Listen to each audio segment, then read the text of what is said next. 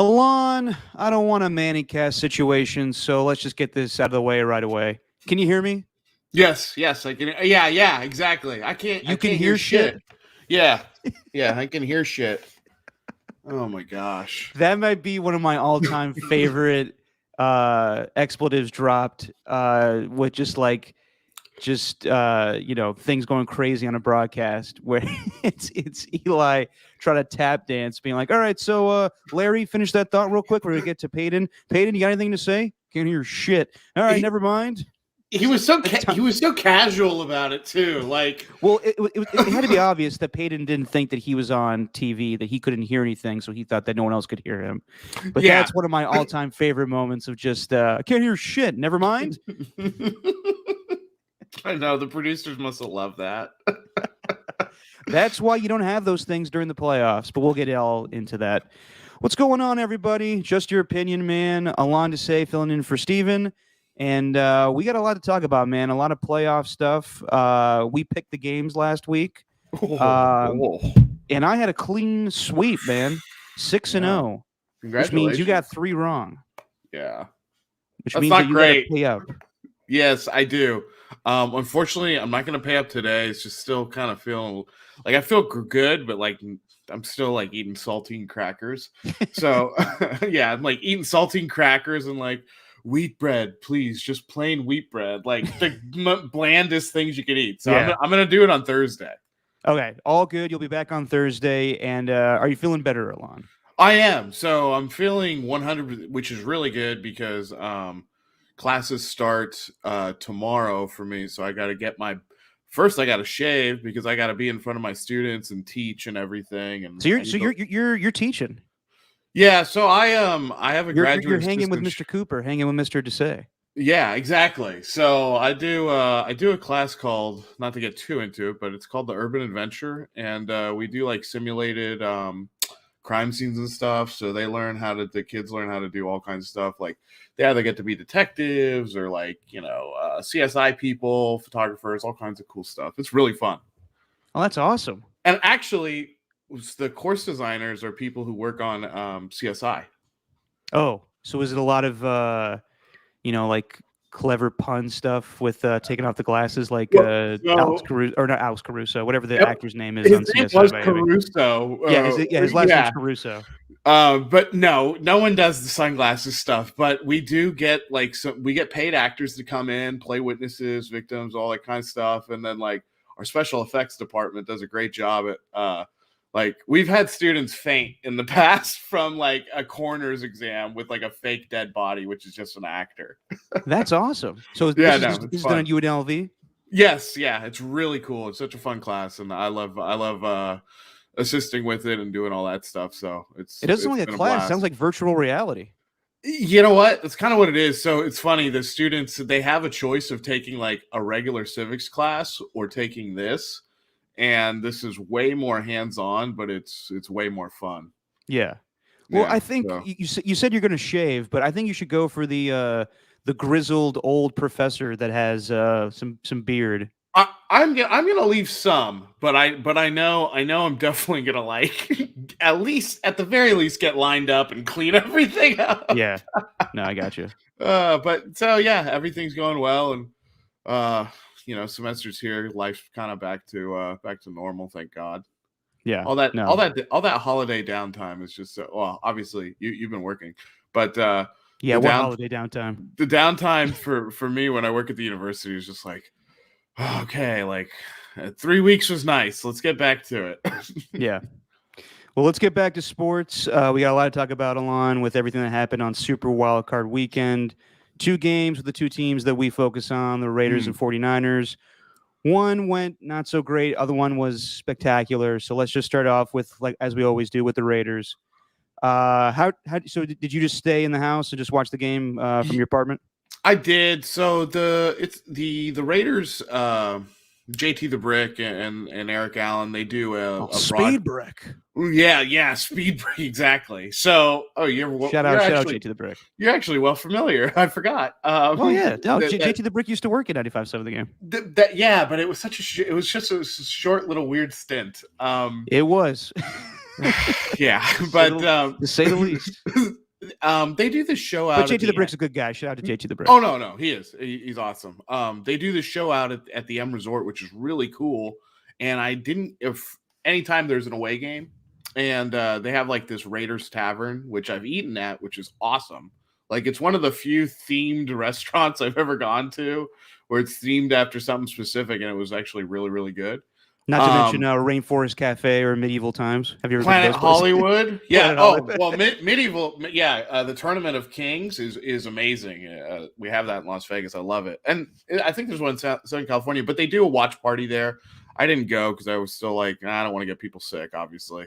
Yeah. So I just watched it here. But boy, I'm glad we get to talk about the Raiders and the Niners because we lucked out with the two best games of Super Wild Card Weekend. For sure. Overall, I would say that, I mean, yeah, the two best games were the Raiders and 49ers game as far as competitiveness. But overall, your thoughts on Super Wildcard Weekend, Alon, is kind of as expected with, I mean, not, I guess not as expected, but maybe with the outcomes, but just, the home teams beating up on the road teams, basically. Which was insane because road teams did a pretty darn good job this season. And road teams were pretty successful this year. And yeah, playoffs happen. And I can't say I'm like, obviously I only went 3 for 3, but I was expecting a lot more out of some of those road teams. And the thing was, it's like, it's not that I'm surprised that the home teams won. I'm surprised the way that they won. And yeah, for the most part, I mean, the biggest dud was obviously Dallas, but in terms of that was the only dud. I think they were the only home team that lost on the weekend. Yeah, that was they only, but it was just weird. I mean, the scores were so lopsided on some of the games. But back to the Raider game, it was a really good game. The Raiders just couldn't get out of their own way, and I know people want to talk about like the erroneous whistle and things like that, but at the end of the day, I just love that name, the erroneous whistle. Like that. That's how we'll remember this game. Yeah. It won't be the Bengals' first playoff win in 30 years. No. It won't be the magnificent resilience of the Raiders going through all the bullshit they've gone through this year to make the playoffs. Nope. It was the erroneous whistle game. Sorry to cut you off, but that just makes me laugh. It is funny, and it's funny that's kind of the name that's stuck. Because that's the rule, an erroneous whistle. And it was more so the way Tirico said it. It was like there seems to be an erroneous whistle on the field. Yeah, and then immediately they bring in the who is NBC's official guy. I don't know his name off the top of my head, but is it shit, I can't remember it. I'll look it up. They're Gene Steratore. Yes. Or Mike Pereira, but they bring him in, and immediately he's like, well, the play should be dead, and they should replay the down. And obviously, the referee crew goes, okay, we'll do the exact opposite of what the broadcast says, which seems to be a trend sometimes. But it was a weird season for NFL officiating. But that call, like, okay, it's big, but it didn't cost them the game. I mean, what cost the Raiders the game is they only converted 1 for 5 in the red zone. Terry McAulay, that's who it is. I was just like, what is his name? I kept thinking like Cully something. No, David Culley's the guy that got fired. In terrible fashion. Willie Cauley-Stein. But yeah, I mean, that's not what cost him the game. The 1 for 5 in the red zone cost him the game. I think if you're a Raider fan, you can take some real issue with some of the play calling. And I know they had penalties and stuff on a lot of the runs. I mean, Josh Jacobs racked up like 6.1 yards a game. He was the most effective running back in terms of yard per carry on Super Wildcard Weekend. And they also had the most effective defensive end in terms of Max Crosby on Super Wildcard Weekend. So I don't know. They had enough to win. I think if that game's at home in Las Vegas, they do win. I think that was the one game this season where I really felt like, wow, I think being at home would have made a huge difference. But it was a hell of a season, and they fought really hard. It's just, they're handicapped. They're shorthanded at a lot of positions, and even though Jamar Chase went off, they kind of held everybody else in check. I mean, Joe Burrow, who had been throwing up massive numbers. I mean, I don't know if it's a huge success to hold a guy to 250 yards passing through the air, but I mean, holding a guy like him when he's been throwing up just the ball left and right, it is kind of a success. But the corner position, not Hayward, because I don't think he allowed. It was his 10th game, I think, this season where he didn't allow a reception. Faison and Desmond Trufant, like, I get it. They brought him in like way late. Wearing number 10 and looking weird. It's really weird, but it's interesting because at the very start of the season, I remember when before the season started, I remember when the Raiders had Rasul Douglas. I said, oh, that's interesting. It's a good depth piece. And then, I cut him. And then he goes to, I think it was Arizona. And they were like, yeah, you don't really fit here either for some reason. And he goes to Green Bay. Guy's a Pro Bowler. So yeah, he could have helped a lot. But that was the story of the game. The offensive line, and not just Leatherwood. I mean, he had an illegal blocking downfield and I think one hold. So I was like, okay, I mean, he's a rookie. I expect that stuff. I'm not as hard on him as everybody else is. I don't expect like gold out of first round offensive linemen, especially ones who have to switch positions. But like Colton Miller had penalties. Brandon Parker, everybody, every single offensive lineman did. So I think that's what really will haunt them about this. But at the same time, like, there's a lot to improve that they can improve on with the pieces they already have. And the other thing they have to be pretty happy about is they didn't really let Joe Mixon take over they didn't really let anybody take over the game except for Ja'Marr Chase. So it was kind of interesting. It was kind of the strategy the Niners, I want to say, employed against the Rams a couple of weeks back, where it was like, we know Cooper Kupp's going to do his thing. Let's just try to limit the damage out of everybody else. And for the most part, they were able to do it. Red zone defense woes, that's not good for the Raiders. They do need to correct that. But those were my impressions on the game. And I thought Derek Carr played solidly. Like, he definitely wasn't bad. And, I thought he did enough to get them in certain positions, but those penalties really hurt. To me, it's simple. 4 field goals, not 4 touchdowns. And they were good against Darren Waller this time around, even though Darren Waller had a pretty good game. They didn't go to him consistently enough, and I don't think he was healthy enough for this game. He just went out there to play in the playoff game. Daniel Carlson is a great kicker, but when he becomes your main means of offense, that becomes a problem. So they need to get a better red zone offense in the future. The penalties from the offensive line were killer. It felt like every big Josh Jacobs play was killed by a penalty, whether it was a big run up the middle or a check down for 19 yards that was called back. And they gave up big sacks. People say Derek, doesn't play well in the cold. I don't think it had anything to do with that. He did fumble the ball. I think it was Sam Hubbard or Trey Hendrickson. I forget who caused the fumble. I want to say it was Trey. I think it was Trey Hendrickson who came around the blinds before he was injured. Yes, but it was Trey Hendrickson who was blocked by Foster Moreau, which is just bad. It was so weird because they had that side overloaded, and they were trying to set up a shot play, which actually, if you watch the game film, was open. And that being said, like, I kind of understand why Derek didn't pull the trigger. Like, he has to, but Deshaun Jackson was the guy who was, kind of the guy breaking open there. But he has been so... Well, huge drop on 3rd down in the red zone. That added to the red zone woes. I mean, he could have walked in there on that play. I mean, for Deshaun Jackson, I should say, if it's not a 50-yard bomb and if it's a short little pass, he's not as focused. No. So we'll see what his future with the Raiders is going forward. But like you said, the defense played well on Mixon. Not so great on Ja'Marr Chase. The matchup with Faison was not good. I thought that they would be able to take Ja'Marr Chase out of the game because, focus on a rookie more. But Ja'Marr Chase didn't score 8 touchdowns, but he broke away for some big catches along the sideline. He's just a hard guy to cover. He's just so shifty, not as big, but his speed kills. He would be he's a guy that Al Davis would have loved back in the day. Let's get to the whistle play. So, okay. The Bengals scored with C.J. Uzomah, and the Raiders had trouble offensively. And then it comes to that 3rd and 4 play where Joe Burrow walks along the sideline, scrambles along the sideline, and then the very last minute throws it to Tyler Boyd. It appears that the whistle was blown during the play, which caused Merrick to pull up and not cover Tyler Boyd on the play.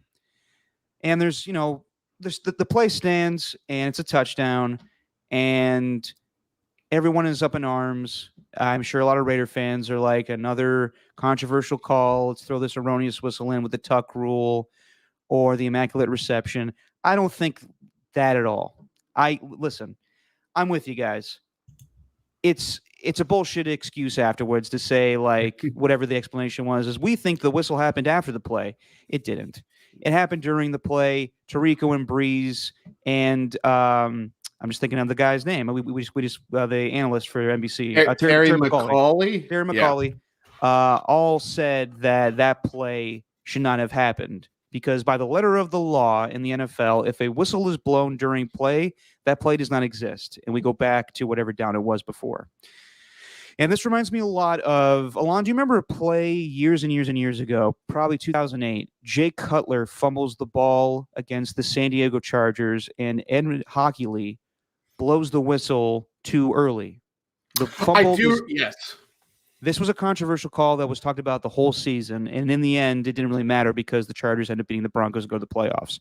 But at the time, it was extremely controversial because Ed Hochuli prematurely blew a whistle that killed a fumble that would have ended the game. The Chargers would have won.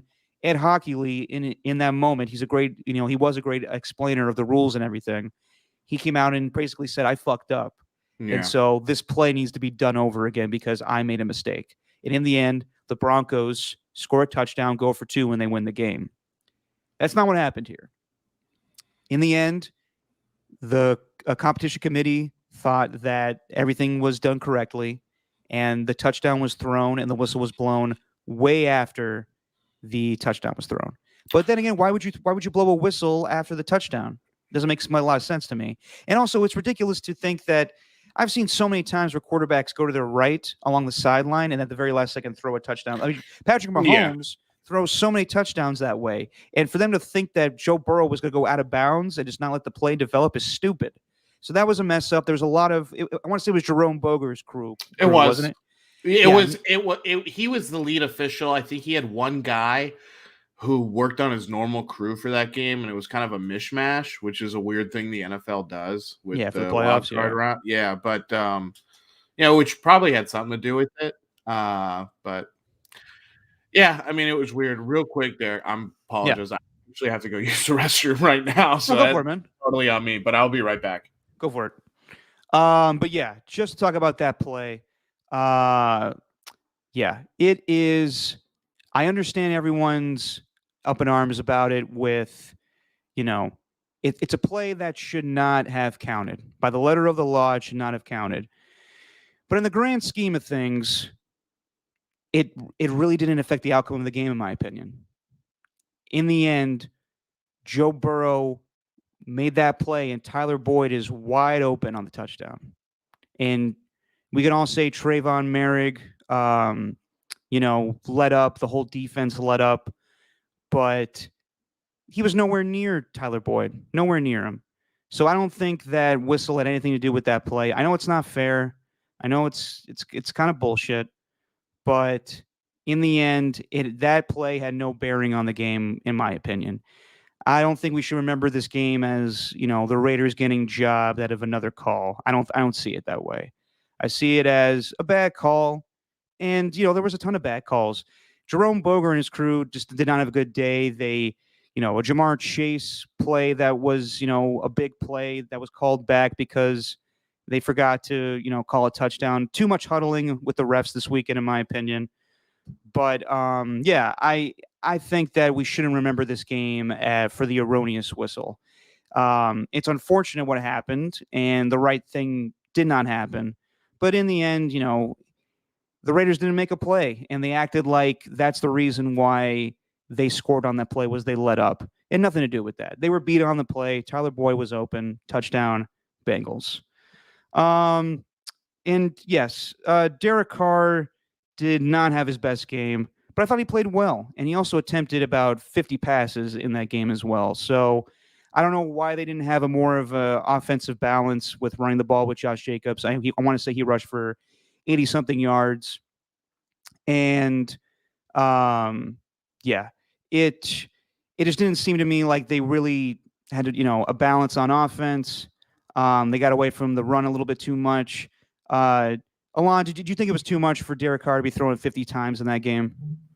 Yeah, it definitely wasn't the strategy. I think without those, well, I'd like to think it wasn't the strategy, but I think without those penalty calls, a lot of them, without some of those undisciplined holding penalties, like the one on John Simpson was terrible. But I think they would have kept running the ball because they were really gashing the Bengals. Yeah, they were effective with the run. I mean, those were the keys that we said.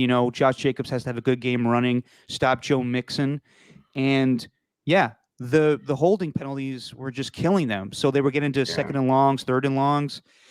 And that's something that, we talked about going, from the offseason to the regular season was they screwed themselves with this offensive line. They wanted to save some money. Mm-hmm. And they got rid of guys like Rodney Hudson and Gabe Jackson. And in the end, it cost them. It cost them in the playoff game. Derek Carr got sacked 3 times, and it was 3 crucial sacks, one that caused a strip sack, and a lot of penalties on the offensive line. So, and obviously, if, things are different, who's to say that Henry Ruggs doesn't give them more of an offensive explosion? Yeah. So, that being all said, I know the outcome was not great, and it was disappointing, and everybody's going to blame Derek Carr. Oh, my God, he had a chance to win the game, and he threw a pick in the end zone. And people could say, classic Derek Carr. He got him in that position to win the game, too. And when the Bengals did a great job. Renfrow did not have a big game. They knew that was his safety net. They took him away. They were going to zero in on Darren Waller in the end zone there, so Derek forced it. Did he throw to Darren Waller on that last one? No, he threw to Zay Jones. And the really weird part about that, who had a touchdown catch, who had a good game. Yeah, Zay Jones stepped up. I don't see him as the main weapon going forward, but he deserves to be on the team going forward. He's definitely made a case that he could be worth the second round pick that the Bills used on him. Not for the Bills, obviously. He's not on the Bills, but he's starting to make a case like, hey, I'm could be the number 3 guy for sure in a receiver room, and a productive number 3 at that. But it kind of reminds me of when the Raiders had Andre Holmes. Yeah.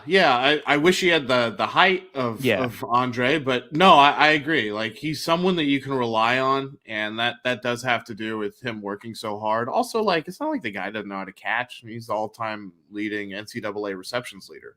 Is he really?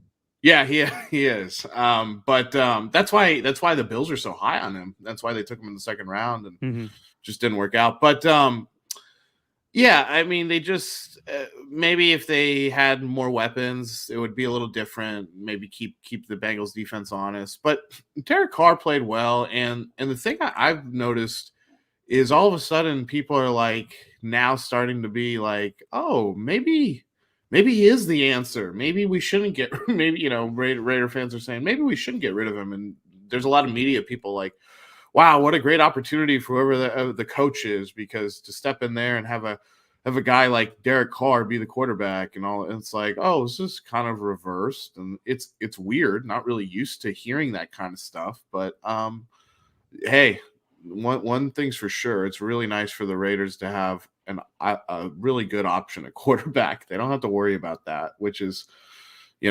good, because in the AFC West, you're dead if you don't have a quarterback. Yeah. Well, we'll see. I don't know. I mean, it hasn't been set in stone yet that Derek Carr is coming back. But just to finish my thought, I know the outcome was bad, and everyone's going to blame Derek for the fumble and the pick.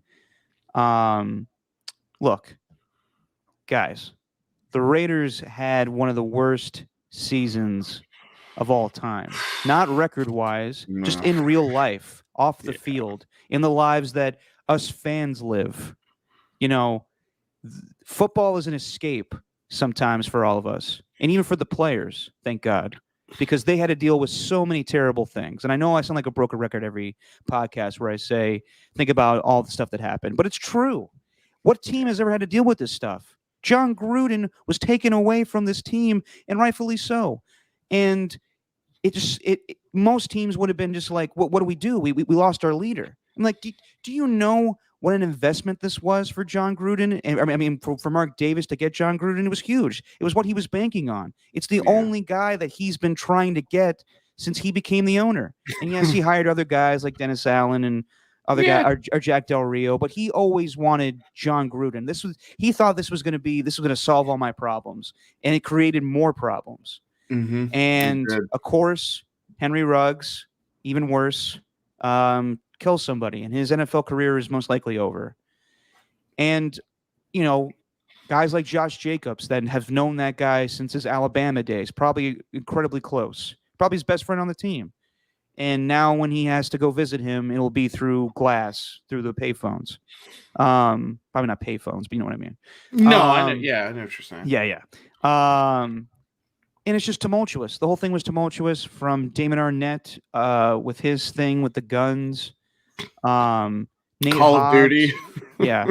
Nate Hobbs with the DUI. And, you know, those things weren't as serious, but just so many things. And, you know, you could say, well, the culture's got to change and they got to, you know, bring in new leadership. Yeah, that's probably true. That is probably true. But the man that Derek Carr is, I think, helped immensely. He's a fantastic leader. I go back, you know, to the comments he made in the offseason where he said, you know, if I was cut or traded, I would retire. And a lot of fans laugh at him. And, you know, everybody makes fun of the hair now because he looks like Daniel Stern from Home Alone. And it was hilarious.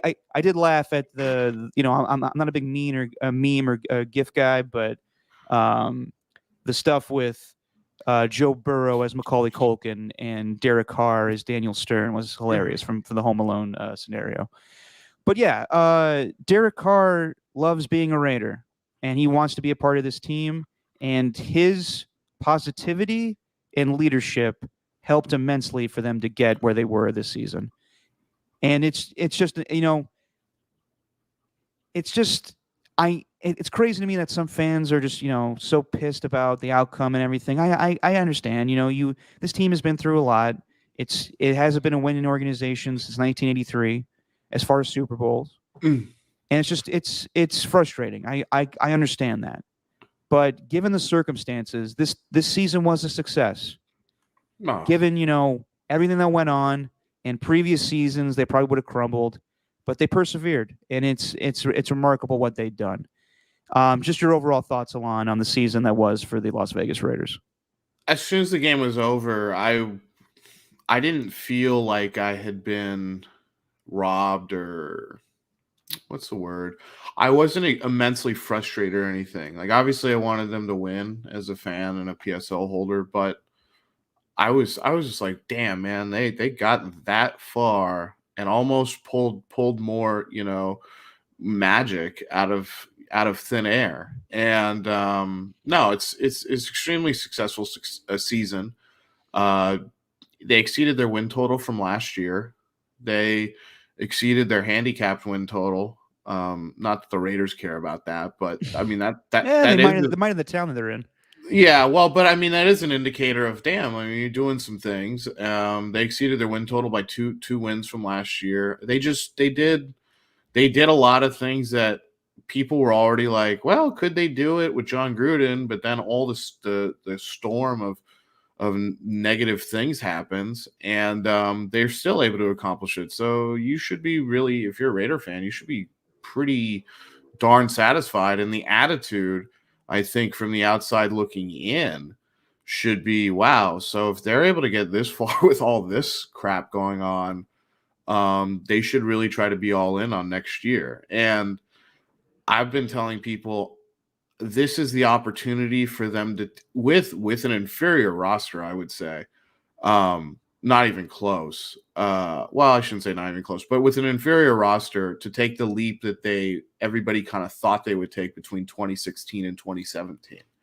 And I don't know if they'll win more games than 10 next year, but I definitely think 10's an obtainable goal again. And I think that they should be really the team should be happy with how it all ended up playing out. They shouldn't be happy about the loss, obviously, but it's not like an all doom and gloom situation. And you know what? You finally got to see like the franchise quarterback in the situation where everybody says he shrinks and crumbles in, and he didn't. You're going to get hit in the playoffs. You're going to turn the ball over. It's going to happen. And he handled it well and put them in a position to at least tie the game up, if not, win the game. But no, it's a successful season, and everybody should be happy with it, including Mr. Davis. And because hopefully this is set for the organization, kind of this, okay, this is who the Las Vegas Raiders are. They're a winning organization. And they can say something like, we've never had a losing season in Las Vegas. I know it's only been 2, but like just little things like that are important. Yeah. I think 3 guys get credit for the season this year. Derek Carr, obviously, is the leader of the football team, steering the ship and getting these guys in the right direction. Basically being an co-offensive coordinator with Greg Olson. He's on the offense well enough now. He basically had to be his own coach on the offensive side of the ball. Even though Greg Olson was there, he, playing double duty as quarterback coach and offensive coordinator, Derek Carr had to do a lot on his own. And then Rich Bisaccia. No interim head coach has ever taken the team to the playoffs. And this guy, Mike Mayock said when he was, appointed as the interim head coach, he's the greatest leader of men he's ever seen. And that could be very well true. I know a lot of people at the time said, please, he's just trying to say that. So, he's helping this guy go forward. And I am going to apologize once again. It was very rude of me to, write this guy off immediately and just say he's Jim Tomsula. He's not. He did a fantastic job. And, this is something out of Ted Lasso or, any other feel-good Disney movie, sports movie, where Rich Bisaccia in his hotel room after the loss writes an individual letter to all of the players on the team. That is just class. That was so like high school to me, and in a good way. I was just exactly. Like, wow, that's really cool. Usually you can tell that he cares about everybody, and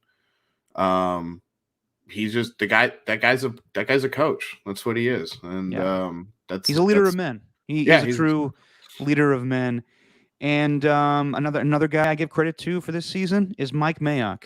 Yep, Mike Mayock did a fantastic job. Someone had to speak after Gruden's firing, and he did. He was kind of the face of the franchise at that point, in my opinion.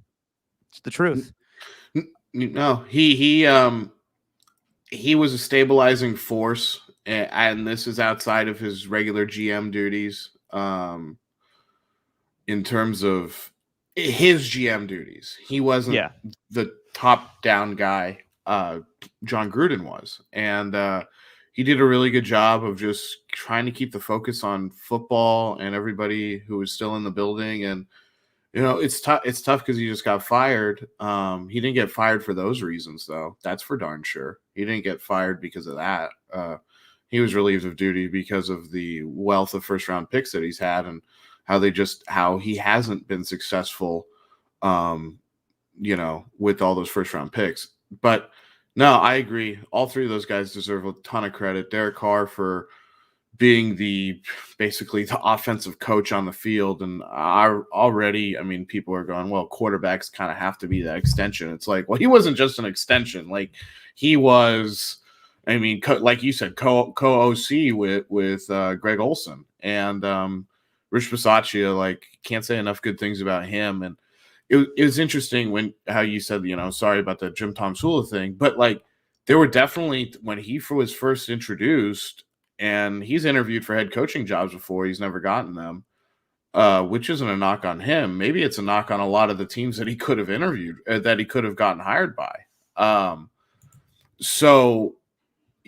But there was that feeling like, who is this guy?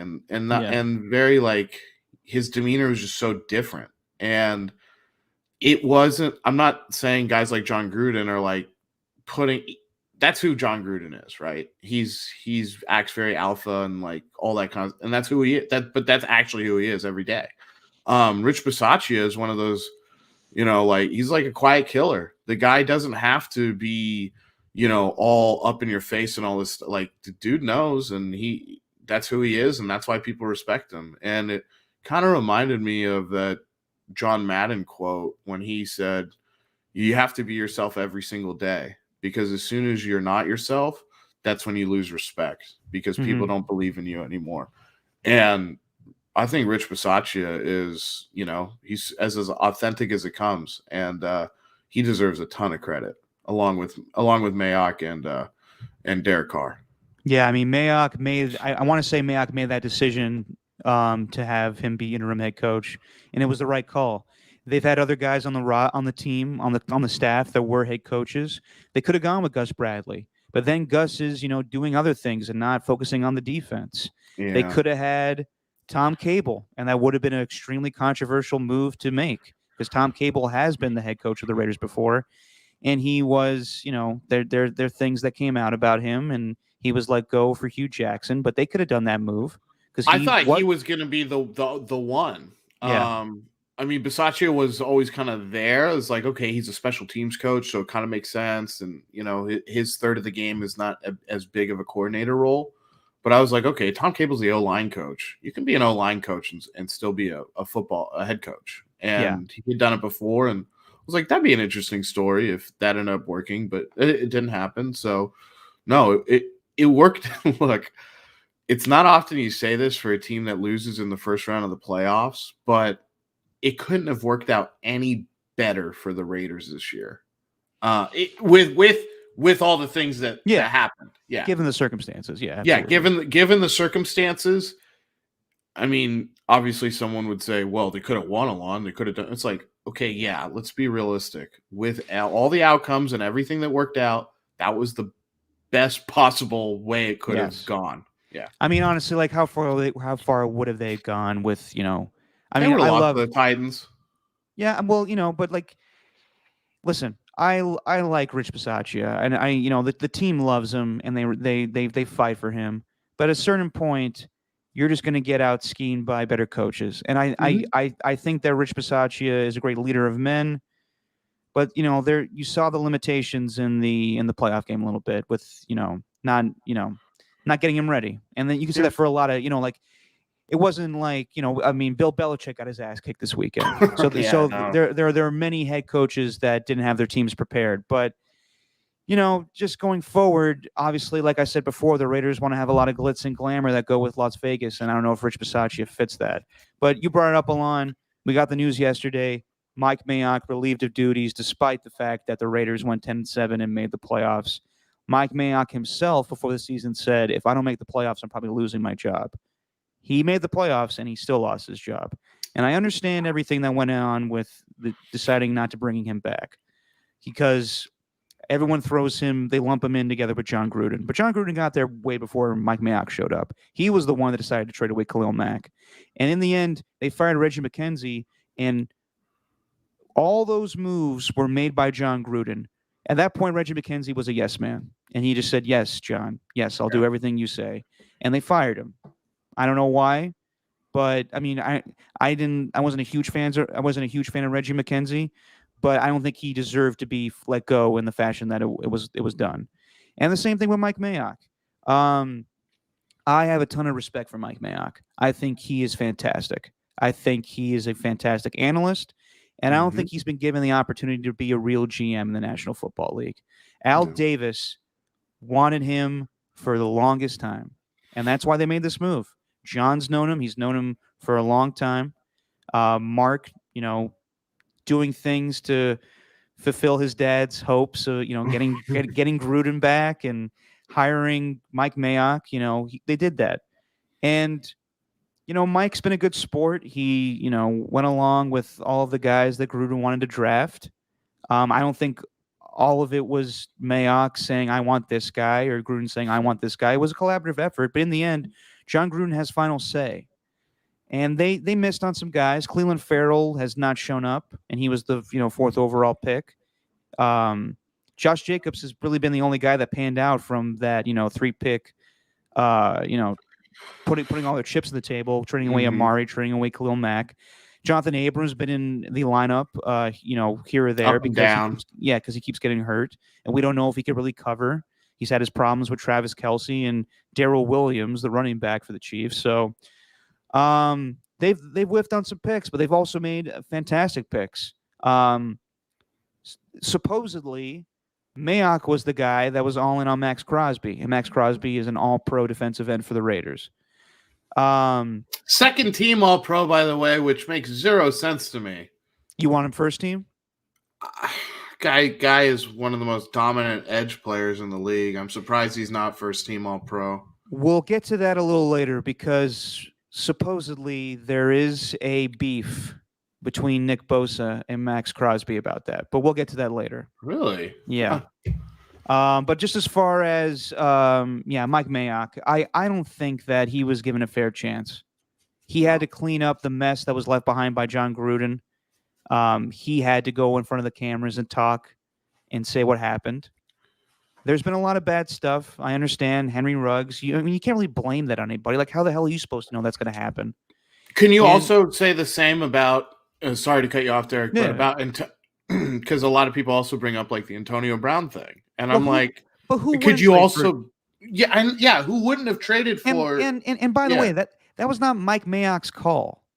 I don't think it was either. Mike Mayock was brought in around that time, and they traded for Antonio Brown. To go from Amari Cooper to Antonio Brown, I understand Antonio Brown's a fantastic talent, but it seemed like ridiculous to me. But that's neither here nor there. They did that. And Mike Mayock had his problems with Antonio Brown. He immediately. Mike Mayock's basically the reason why Antonio Brown went crazy and didn't want to be there anymore. And Mike Mayock's not going to put up with shit. So it was basically good cop, bad cop, where Gruden was like, "Oh, come on, Antonio," and Mayock's like, "He can go, off the field for all I care."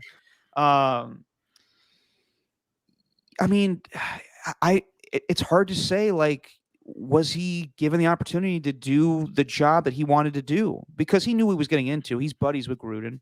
Reportedly, people say things. Apparently, they butted heads. I don't know if that's true or not. But Mayock had to clean up his mess. And in the end, it's not going to be John Gruden's team went to the playoffs. It's Rich Bisaccia and Mike Mayock's team went to the playoffs. Yeah. Mm-hmm. So I think it's unfair. I think it's unfair that Mike Mayock was fired. I don't think he did anything wrong as far as this season. I understand if people are upset with the draft picks, but who's to say whose idea was that to take Alex Leatherwood or any of these other guys that haven't panned out? So yeah, I hope Mike Mayock gets another chance to be a general manager because I was talking about this the other day with my pops when we heard that Mike Mayock got fired. Mike Mayock is a brilliant mind when it comes to the draft. He was the guy. I'll always remember this. The night before the 2005 draft, I was watching his mock draft on NFL Network, and that was way back in the day where we didn't have a bunch of mock drafts and everybody tweeting out about that shit. You had him and Mel Kiper, basically. Yes, basically. You just had two draft analysts. And Mayock called it. He was on with Rich Eisen, and he said Aaron Rodgers is going to fall all the way to 24. He called it the night before, and I was like, no way. No way is that happening. And he called it. He knew exactly what was going to happen. And he is all about football. He scouts more than anybody I've seen on TV. He is always at the combine, or when back in his TV days, he was always at the combine. He knew every single player, and obviously there were funny moments. I remember the combine stuff with him singing "Rapper's Delight" or "Play That Funky Music, White Boy." Play that funky music, white boy. Yep. Or him talking about the bubble butts from the offensive lineman. That's TV stuff, you know. No, he's a fun guy, and he got pissed off when they did the draft and they were doing the crazy shit in the other rounds where the monkeys from the zoo were making the picks. And he's like, we have to go back to the orangutan. Then they have one where it's like a dolphin, and the dolphin just put this ball through the hoop. Yeah, it was stupid. They also did the Ghirardelli stuff where they drop like chocolate balls and would open up and say the draft. But anyway, one of my favorite moments was Mike Mayock, the 2013 draft. And of course, you got to say things for ratings. But Rich Eisen kept bringing up, so when is Manti Te'o going? When's Manti Te'o going? And of course, Mayock lost his shit and was just like, there's a lot of other good guys in this draft, Rich, that we could talk about. It doesn't have to be the guy that had a made-up girlfriend. Yeah, Mike Mayock always entertained me. He was not going to play to the cameras. He was just going to talk football, and he loved the draft and everything about that. And he wanted to do it for real. Hmm. And I really hope he gets another opportunity to be a general manager. I don't think he wants to go back to TV. He very well could do that if he's not forced to play the game. And what I mean by that is Mike Mayock is old school, kind of like my pops, where they want to talk football. I want to talk football. There's a lot of when you are on television now, there's a lot of things that are brought up where it's not football. You know, are you tweeting enough? Are Yeah. you engaging with the audience enough? Mike Mack doesn't give a shit about any of that stuff.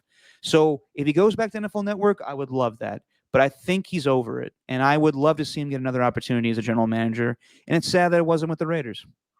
I agree. I think this is one of the biggest mistakes that the Raiders have made under Mark Davis's ownership. I think at a time where you need stability the most, that's not the guy to get rid of. I think he deserved a fair shake to see how things would go, where he's totally unfettered from John Gruden. And I look, it's so hard for me to. Here's the thing.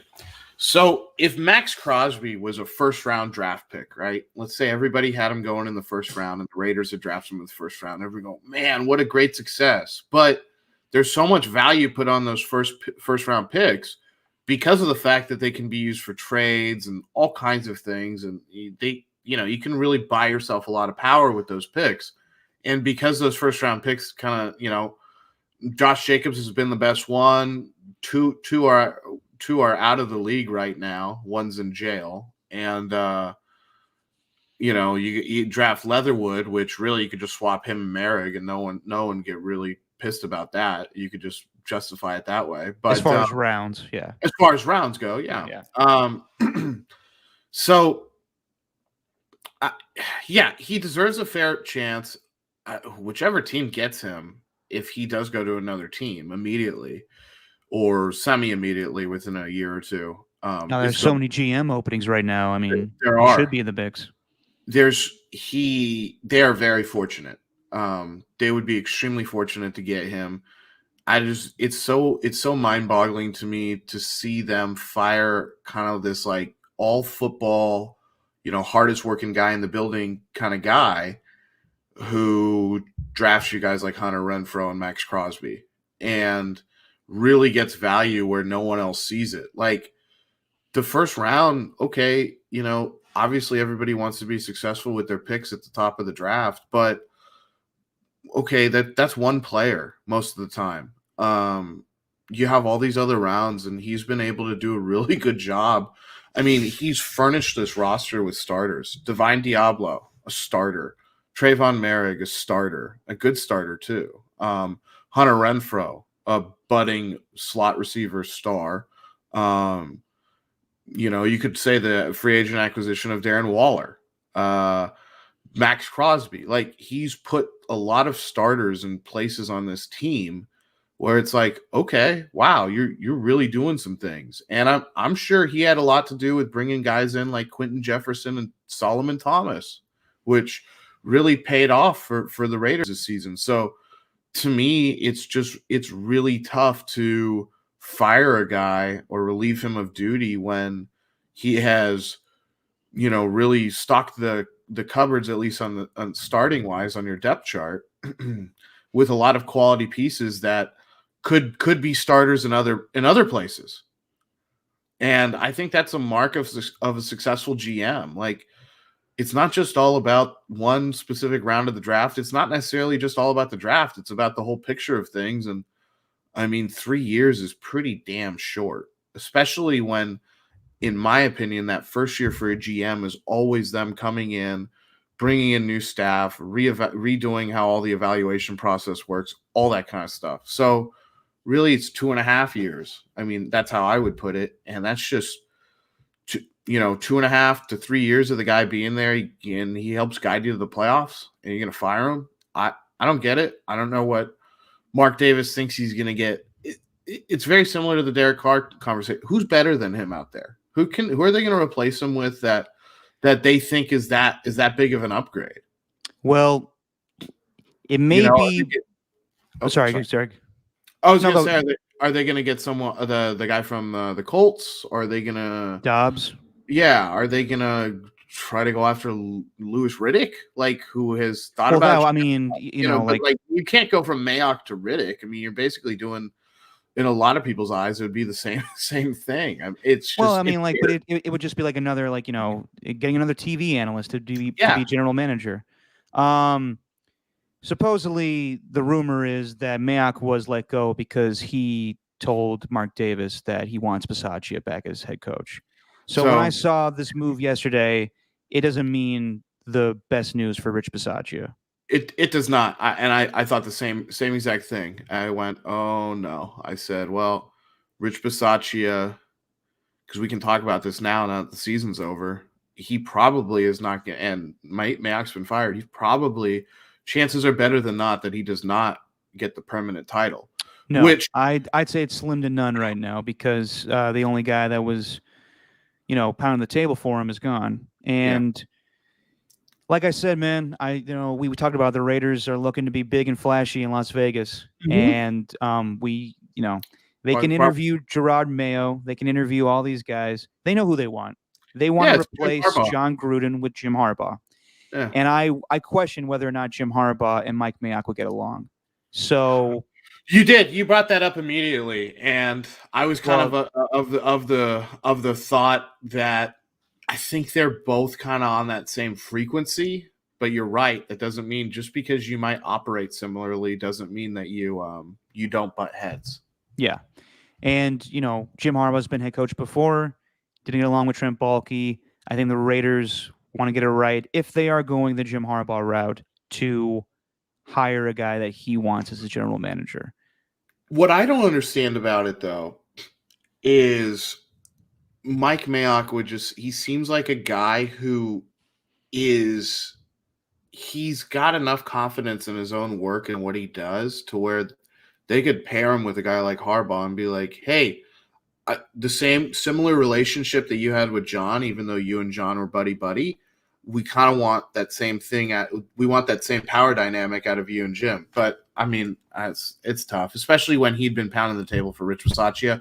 You can't go back from that. Yeah, and also, they're very big personalities, and they don't pull punches, Mike Mayock and Jim Harbaugh. And I don't know if they would have got along. And in the end, I just don't think that they wanted to work together. Yeah. But we're speculating that Jim Harbaugh is going to be the next head coach of the Raiders. I fully expect that to happen at this point. And it's all just whether, that's why you haven't heard Jim Harbaugh interviewing for the positions yet.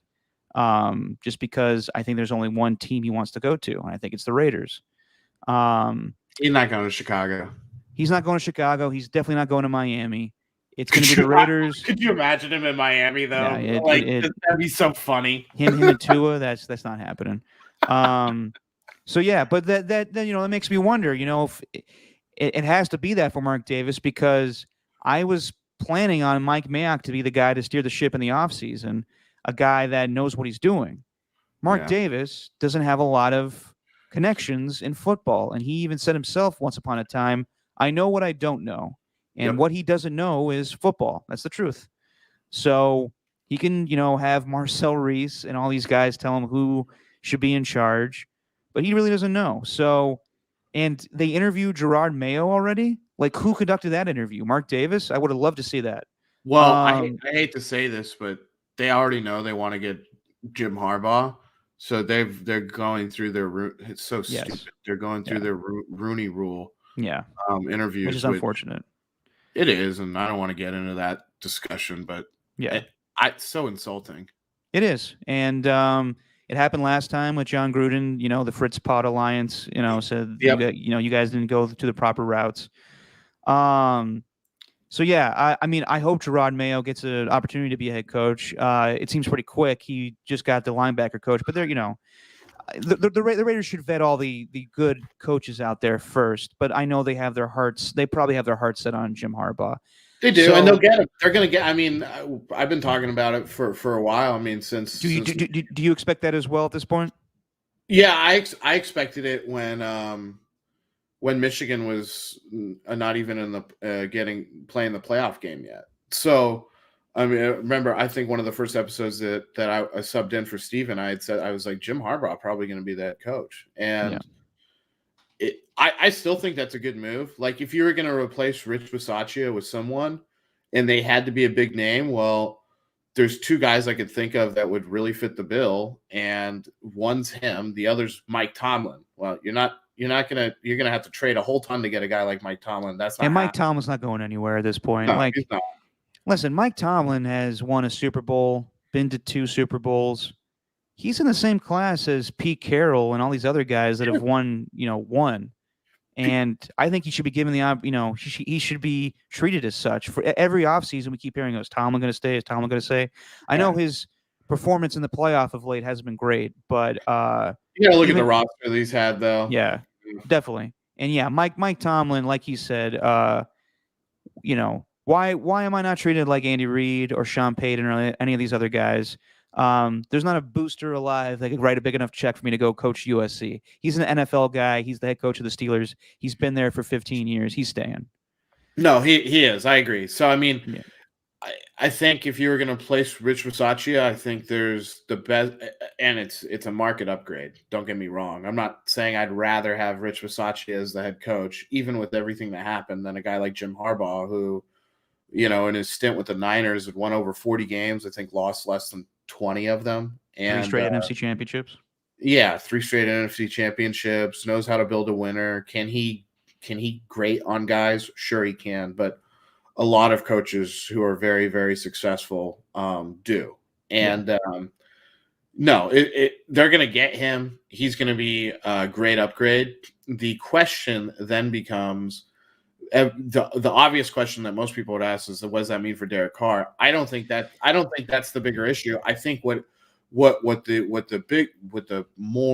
that's the juicy question, but maybe the more important and relevant germane question would be, what happens with the offensive coaching staff and the defensive coaching staff? Well, he probably blows him out, and Fangio. I mean, it's his show now. So, Gus Bradley did a great job, but if Jim Harbaugh's hired, I would fully expect Vic Fangio to be his defensive coordinator, which is another upgrade.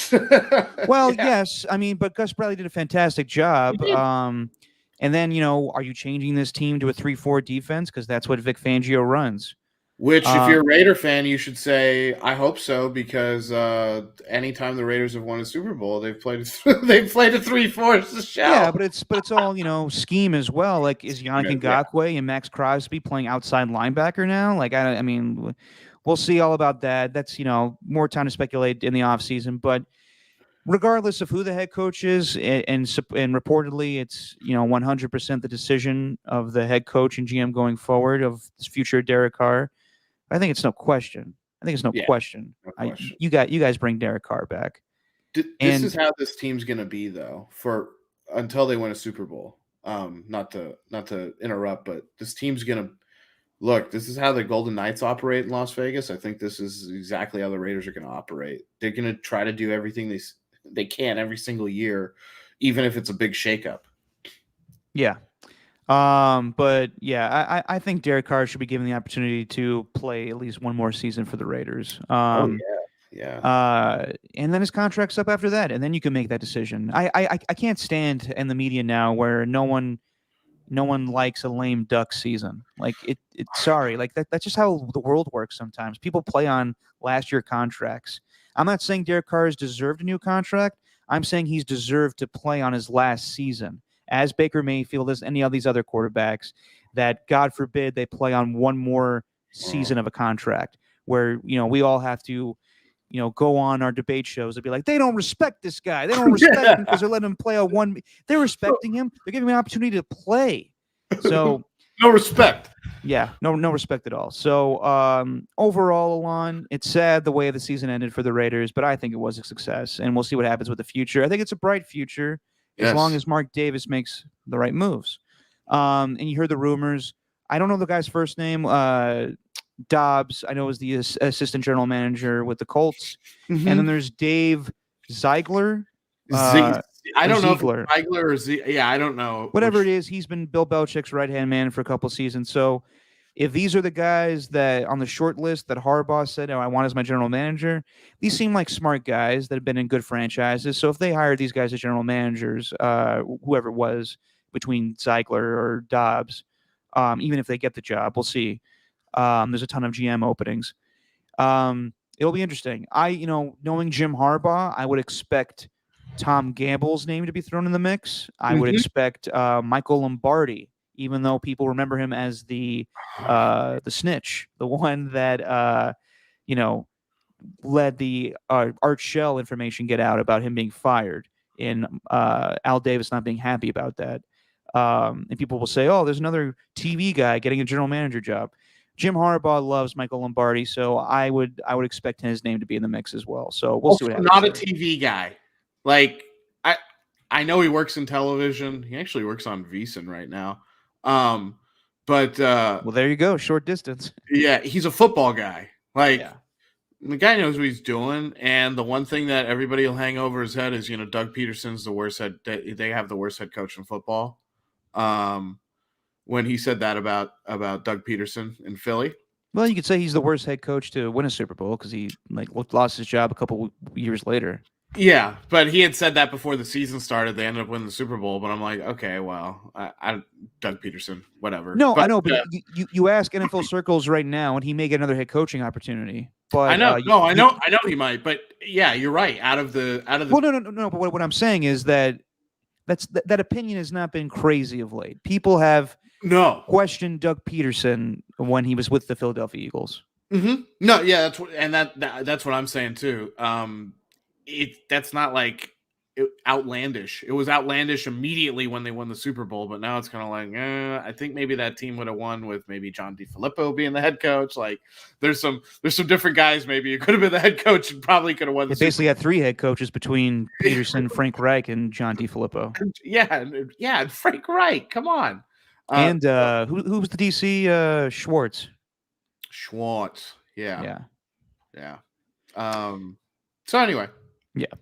But in the end, congrats to the Raiders. Had a fantastic season, and hopefully things get brighter from here. Let's switch sides to probably the best game of the weekend. And it's crazy to me that the Cowboys didn't play with more intensity, but the Niners win 23-17, and right away,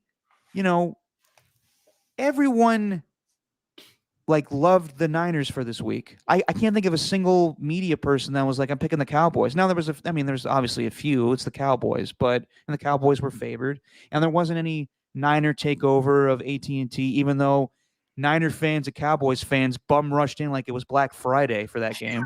Yeah. That was crazy. Like, hey, you paid for seats. You're in. Yeah, you'll get to your seat. You don't need to run to your seat. What the hell's going on here? It's not the Titanic. Seriously. But yeah, it's crazy to me that the Cowboys, hearing all this shit about the Niners this week, just didn't play with more intensity. And right away, Alon, we called it last week. The Niners are the more physical team, and I would have thought they would have come in, and the Cowboys, being all pissed off, had their offensive line, had their defensive line, set the edge, and establish some dominance in this game. But they got pushed around the opening drive, and Elijah Mitchell scores that touchdown. Deebo Samuel scores that touchdown. They could not stop their running game. And was it surprising to you that the Cowboys didn't play with more intensity on either side of the ball or at all? It's surprising to me that they didn't. It's not, when you think about it though, it's not as surprising because you're like, okay, who's their head coach? It's Mike McCarthy, and Mike McCarthy teams kind of, I don't want to say they have a history, but it definitely does happen where they just aren't as intense as they should be, especially when they have the perceived better roster. The other thing is I have this feeling that the Niners take this, and their fan base and everybody associated with the team takes this so seriously. Not the playoffs seriously. They do that. Both teams do. But they take any one of their rivalries, like just so, if there's a perceived rivalry there, the Niners are gonna not only let you know about it, but they're gonna take it so seriously. I mean, More than Cowboys fans. yes, not just more than Cowboys fans, more than the organization, and it's one of those things where you have to wonder: is it a case where the Cowboys are full of themselves at times, which could be part of it, or is it they are, or is it another thing where it's like they don't want to put all that stock into this rivalry from yesteryear, even though the Niners are juicing themselves up so hard with that same motivation? It's like you got to match that intensity somehow. I don't get how you don't go in there going, no, yeah, we don't like the Niners. You know, we used to beat them for NFC championships. Like, I don't know how you don't match that, but they found a way not to. And Kyle Shanahan, as a Niners coach, it just seems that he, with the exception of the Seahawks, he's able to really, like, you know, put the bricks to people and to other organizations when it comes to this rivalry stuff. And it just felt like the Cowboys just could not match the intensity. And I think people weren't expecting it too, because Micah Parsons kind of said, he had a quote in the media floating around before the game where, you know, basically they were talking about, you know, Niners are going to come in and play bully ball and things like that. And he said, well, you know, I'm from Vicksburg or whatever town it is, and that's where bullies get bullied. And it was kind of like, oh, okay, so maybe the Cowboys are getting into it, but a little false bravado. 100%. God, there I am saying it again. Micah Parsons, I thought was going to bring the wood. And what I mean by that is, like, it was a phrase the Saints had a couple years ago where they brought like baseball bats out on the field. But not to get any mixed messages there. Micah Parsons, Boy Scout situations, but with baseball bats. Micah Parsons, I thought was going to be the vocal leader of that team, and he had COVID a week ago, and on that opening drive, he had to have more oxygen, and it looked like he was huffing and puffing out there. So I don't know what was going on with the Cowboys. Maybe they're in their own head, but the Niners dominated them for the first half. And yeah, kudos to Kyle Shanahan. This move to put Deebo Samuel as, like, 50-50 running back, wide receiver, it's one of the best coaching decisions I've seen in quite some time. He knows what he's got in his playmaker in Deebo, and he makes them an explosive offense. Just him. Like, they have other great players in Kittle and Ayuk, but Deebo Samuel brings them something like this that other teams just can't prepare for. With their blocking schemes and the way they run the ball, they are a potent offense. I know people are going to say, well, Jimmy didn't have a great game. He kind of pissed the bed in the second half. Jimmy played fine. Guys are going to throw interceptions, and they're going to miss throws. I understand it wasn't an elite performance, but Jimmy Garoppolo, the guy that everybody wants to get rid of, won a playoff game. And it didn't have to be an elite performance either. So, no. I mean, better him to have just a, ho-hum day than ball out and then lay an egg against Green Bay. Yeah. Well, we'll see what happens there. But the Niners, both sides of the trenches, their offensive line dominated the Cowboys' defensive line. They're, even without Nick Bosa, who got dinged up and missed the second half of the game with a concussion. We'll see what his status is for next week. Their defensive line was getting to Dak Prescott on a consistent basis. I don't know how many sacks they finished with, but without Nick Bosa, they got to Dak Prescott, and people say the Cowboys have one of the best offensive lines in the league, and they do, but they got manhandled by the 49ers pass rush. Yeah, and, we can get into this now. So,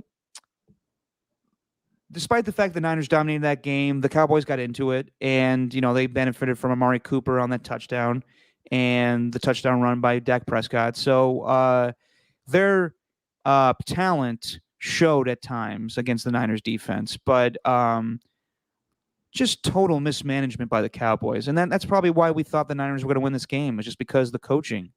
Yeah. Mike McCarthy, good Lord. And they say that he's going to be brought back for another season, but too many mistakes and not a real good knowledge of the rules. So 2 instances that I want to bring up. The Cowboys were down 23-7. Or actually even earlier, before halftime. The Niners are down, or sorry, the Cowboys are down 16-7.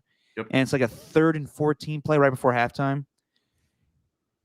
The Cowboys call up like a deep pass play, and they were kind of in field goal range, not really, but if they run a draw there or like a running play, set the team up for a field goal right before half with Greg Zuerlein, and then you go in the halftime just down by 6, 16-10. But they don't do that.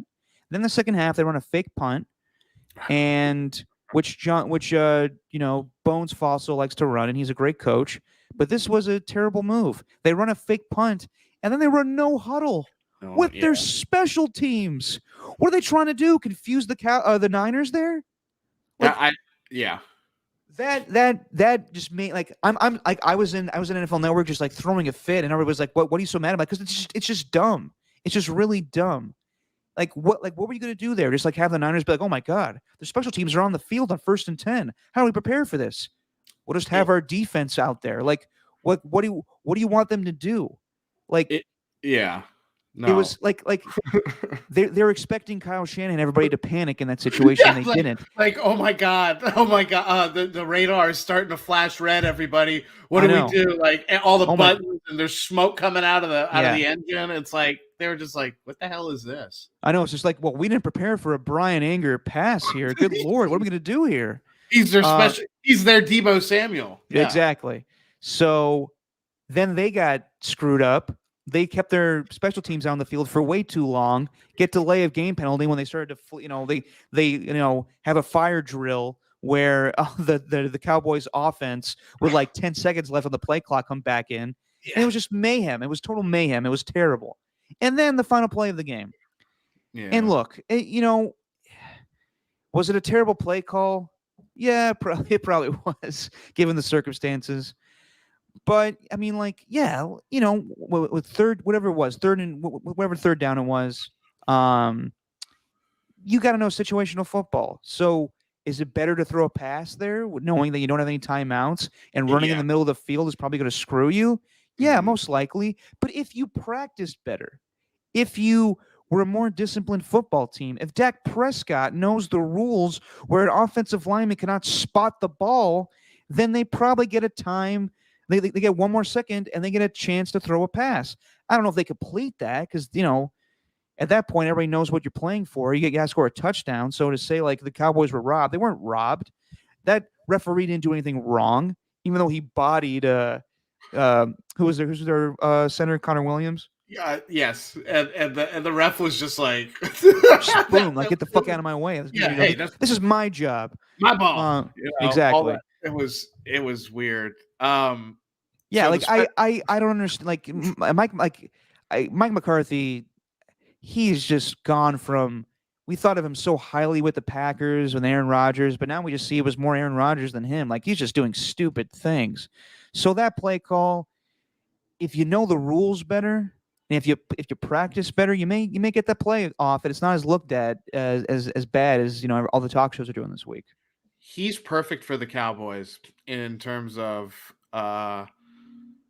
like they like their Mike McCarthy's and Jason Garrett's over there in Dallas right now. So I mean, like, man for Jerry Jones. Yes, it's just like yes, Master Jerry. Like yes, I am the. Jerry Jones is like a Sith Lord up in his press or in his booth. But the that special teams play. The only thing I could keep thinking about was do you remember when the Colts, like when, yes. 10 years ago now, ran that weird ass formation and they thought they had with 2 down linemen and then it just gets blown up. It was terrible. That's all I kept thinking about. I was like, what is this? This is the NFL. You're not going to trick anybody with that, especially not right now. And you're definitely not tricking a Kyle Shanahan prepared team on something like that. So that's number one. Number two, the all credit has to go to the San Francisco front seven. Their defensive line and everybody who was in the box for them all game.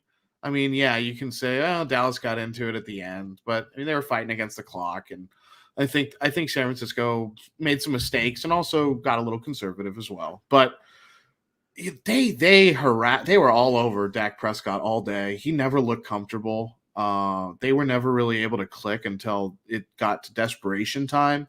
And even then, like when a team does pull out all the stops, they tend to kind of get you on some things because they're way more aggressive than they've been all game. But yeah, the Niners just kind of, as soon as that game started, there was just a clear difference. And for them to say what they Diva took with the boombox coming out. they took a 10-0 lead like that immediately, and Deebo Sam, it's not often that you want to say like, you know, the team's best wide receiver is an X factor, but he is because he plays two positions. Yeah. And there's no other weapon like him in the entire NFL. There's no one who does what he does. There's no one who does what he does, the whole scope of things that he does as well as he can. By far, he's the best dual threat who's not a quarterback. That's for sure. Mm-hmm. And I've watched so many different, you know, breakdowns and the different game film of that game to try to figure out like not just where things went right for the Niners, because it's actually pretty simple why things went right for them. They beat the crap out of the Cowboys in the trenches. Mm-hmm. What's not so easy to figure out is why the hell Dallas couldn't come up with any kind of counters for that with all the talent that they have on their roster. Yeah. And Dak Prescott's run, which ended the game, so he had a lane, a pretty big lane too, but with no timeouts, you are playing against the clock. Dakota Prescott's not Lamar Jackson, where Lamar like might see that lane and go, "Oh, there's pay dirt right there, about 37 yards away from me. I can go get it." Not as fast. No, Dak's not as fast, especially with the ankle issues and all that stuff. So, yeah, it's just a net look. I'm never gonna be that guy like Cowboys being Cowboys, but it's getting to Toronto Maple Leafs territory in terms of getting to the playoffs with a good team and then just finding ways to lose. And it's a different coach and a different structure and everything and a record-setting offense. But think about this. The Niners really in back-to-back weeks have been able to just put the screws to two elite offenses. And both weeks they've been able to do it because they're going to block better than you. Kyle Shanahan's smarter than you. He's going to figure out how to get his guys either in space or he's going to figure out how to outflank your guys. So he's going to get you on the edge and then on skates, and it's off to the races. And defensively, you know, they don't do anything particularly, crazy or exotic or anything, but they tackle. They seem to be very good at deflecting balls up in the air. For as maligned as that secondary is, when they get a hand up, there just seems to be it goes up in the air, and it gives them opportunities to create turnovers. I mean, there's not enough good things to say about the Niners, and you mentioned Garoppolo earlier and how people are kind of like, well, he kind of had a part in letting them back in the game, and you know, turnovers and it's just like, well, like you said, turnovers are going to happen, and they're definitely going to happen on the road in the playoffs. That's one of the first things, and the other thing is like, did you really need what did you want from him? Did you want to bury the Cowboys like 35-17? And it's like, did it all have to be through the air? Has this team, when this team went on their Super Bowl run, they didn't need Jimmy Garoppolo to be Mr. They didn't need him to be Joe Namath and complete 25 passes for 400 yards. They didn't need that. And it's funny No, I'm sorry. Finish your thought, Elon. I was just going to say, they need him to be competent, make the right reads, get the ball to the guy that's schemed open. That's what they need him to do, and that's what he does. And it's funny you bring up Joe Namath's name, because for all the crazy things that Joe Namath did in his career as far as the passing yards, touchdowns, and interceptions, in that Super Bowl he won, he won because he was a game manager. He gave the ball to Everson Boozer, and that's how the Jets won that Super Bowl. So everyone always likes to, we need the fantasy stats for all these quarterbacks. Fantasy stats don't mean shit when it comes to the playoffs. No, especially in the play. Fantasy's over unless you play some weird type of fantasy playoff thing. That's my point, where it's just like, it doesn't really matter. Wins and losses matter in the playoffs. And as far as I'm concerned, Jimmy Garoppolo has won you guys another playoff game. Dude's a winner. Yep. And I know everybody wants to get rid of this guy, and rightfully so, because they traded two draft picks. My dad loves to correct everybody. It was 2 draft picks, not 3 draft picks. It was 3, but whatever. They went all in to get Trey Lance, and that day will come. I don't know when it's going to be, because the more it's becoming harder and harder, for me at least, to come up with excuses to say that you can't bring Jimmy Garoppolo back. Why can't you? And I know Niner fans are going to be crazy. Like, come on. What are you talking about? Let's get Trey Lance to play already. This is bullshit. Why? I mean, if Jimmy is going to be good for this team going forward and Trey can learn, and again, you don't want a Jordan Love situation. I understand that. And Trey Lance brings probably a lot to this offense that they never really had. But if he's not ready to go, is it good to just throw him to the wolves like that? And you could possibly win more games with Jimmy Garoppolo? I know it sounds crazy. And believe me, saying this out loud now, I'm sounding like my father, because it sounds nuts to me to bring back Jimmy Garoppolo for another season. But he's doing it. It's not nuts. Well, no, I know. But to the mainstream audience, to the Niner fans, everybody is like, he sucks, and he doesn't suck. He does not suck. He's better than a lot of quarterbacks in the playoffs. But it's just a matter of, how do you want to win? Do you want it to be like, I think I keep going back to this. The Niners made this move because they were pissed they couldn't get Matthew Stafford. They had to go with another quarterback move because they don't think they can win with Jimmy Garoppolo up against Matthew Stafford. But they might be able to. Who knows? It's an arms race. That's the way they look at it. Which is the way they should look at it. It's just, who knows? Who knows? Like you're saying. Yeah, and he did it twice this season. They swept the Rams once again. So, I think Niner fans need to apologize to Kyle Shanahan and Jimmy Garoppolo, because I understand things were bad at times. They lost 4 games in a row, and you're wondering what the hell's going on here. Even I said at one point, hey, let's just have him play Trey at this point. But they didn't look good during that 4-game skid. They did not. Lost. But they found a way out of it, and Jimmy played better. And people are going to roll their eyes like, Jimmy played better. Oh my God, they played in despite of him. Listen, Jimmy Garoppolo wasn't amazing on the stat sheet. It wasn't amazing to look at on the all 22 at times, but he won him a lot of games this season. So I think you have a hard decision to make going forward with, is it time to cut the cord already, or is it time to go and do this thing again with Jimmy Garoppolo? But for the here and now, they did what they wanted to do. Their plan from the get-go was, let's draft a quarterback. Mm-hmm. Let's have him prepare and sit, and let's have Jimmy be our guy this season. And it worked. It's even one better. I mean, they compare this to the 2017 season when Alex Smith played and Patrick Mahomes sat for all that season. And Patrick Mahomes came in for that last game of the season and looked great. And Alex Smith played in that playoff game against the Titans and lost. It's going better than that season right now, where Jimmy Garoppolo won a game on the road for the Niners. So, yeah, it's been a successful season for the Niners, whatever happens next. I think that they're more than capable of beating Green Bay. I really do. I don't know if that's going to happen, and we'll make our picks on Thursday. But the Niners, they were able to get away with this because they were the best team in the NFC 2 years ago, and they thought that they had a pretty good roster still from that season. They had a plethora of injuries last season. They had some struggles this year, but they're back to having their swagger. And it's interesting to see where this team goes, because they're the most dangerous team in the NFC as far as I'm concerned. They're lethal. They can attack you in ways that I don't think any other NFC team can. They have already proven that they can beat one of the teams that moved on, which is the Rams.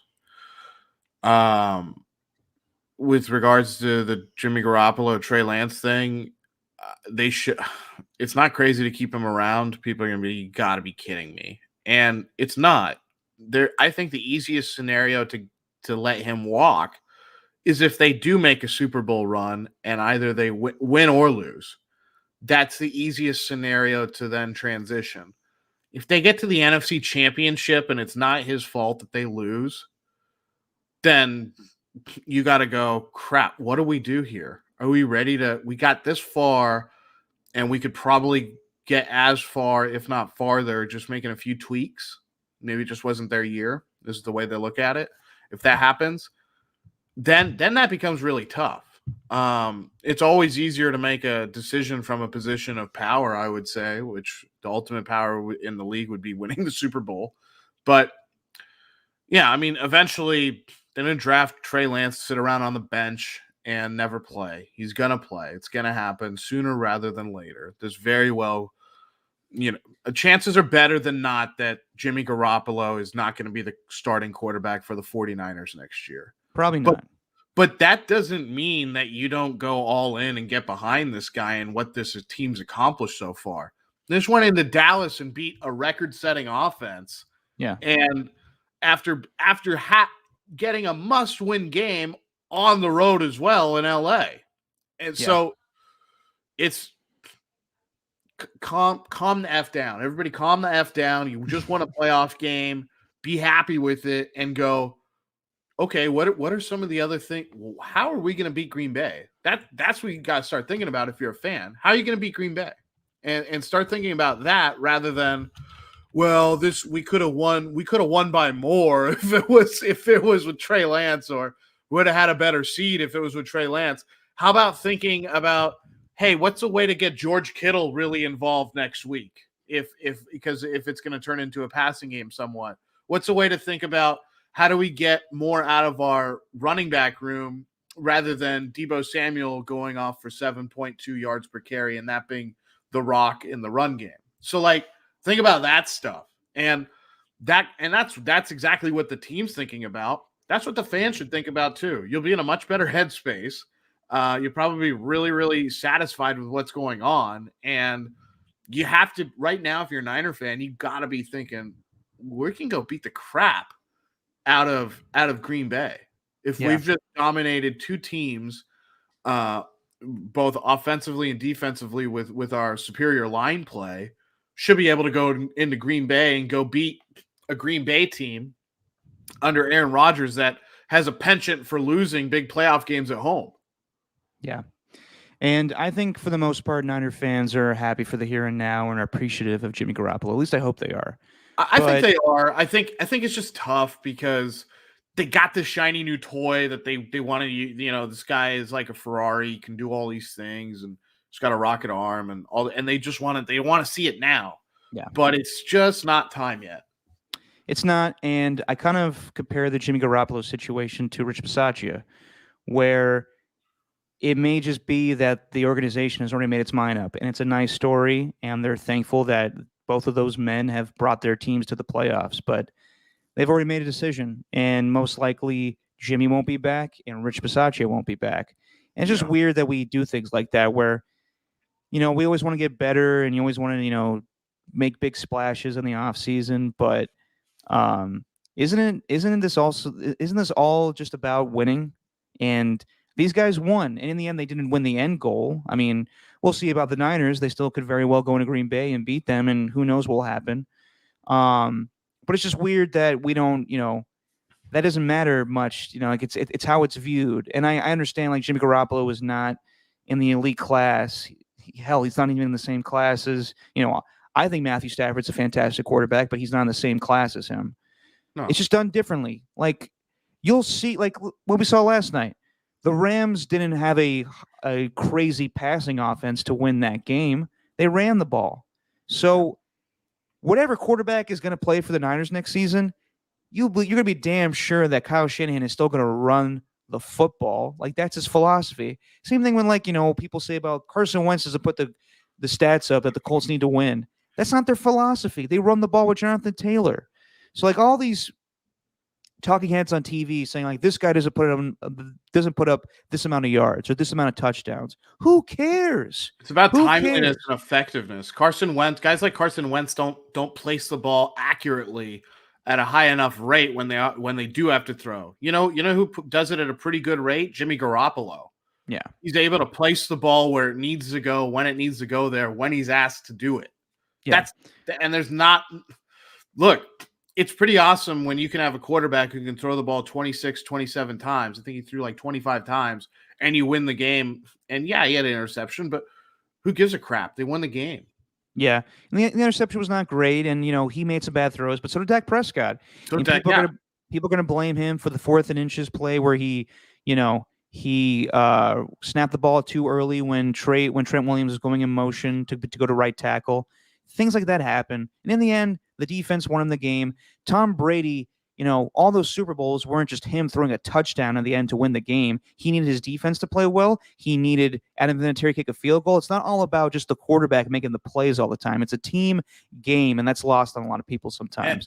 And some of the games where Tom, because I was going to bring up Tom, and some of the games where he's had to really huck it around have not been the ones that they've won. Exactly. Whether it's against the Giants where their run game was completely shut down and he had to do everything, or against the Eagles where he really did have to huck the ball around, and guess what? They didn't win the Super Bowl. Yeah. So it's different. It's a different situation because obviously he's the gold standard in the league for a quarterback in the playoffs, throwing the ball big time. I guess you could say Aaron Rodgers is as well. But Tom Brady, it's a completely different situation. Number one, Bruce Arians' offense is all about vertical downfield attacking. And yeah, there's other routes built into it too. But at the end of the day, it's a very aggressive offense. It's one of the reasons Jameis Winston had his both best year and worst year in the same season in that offense.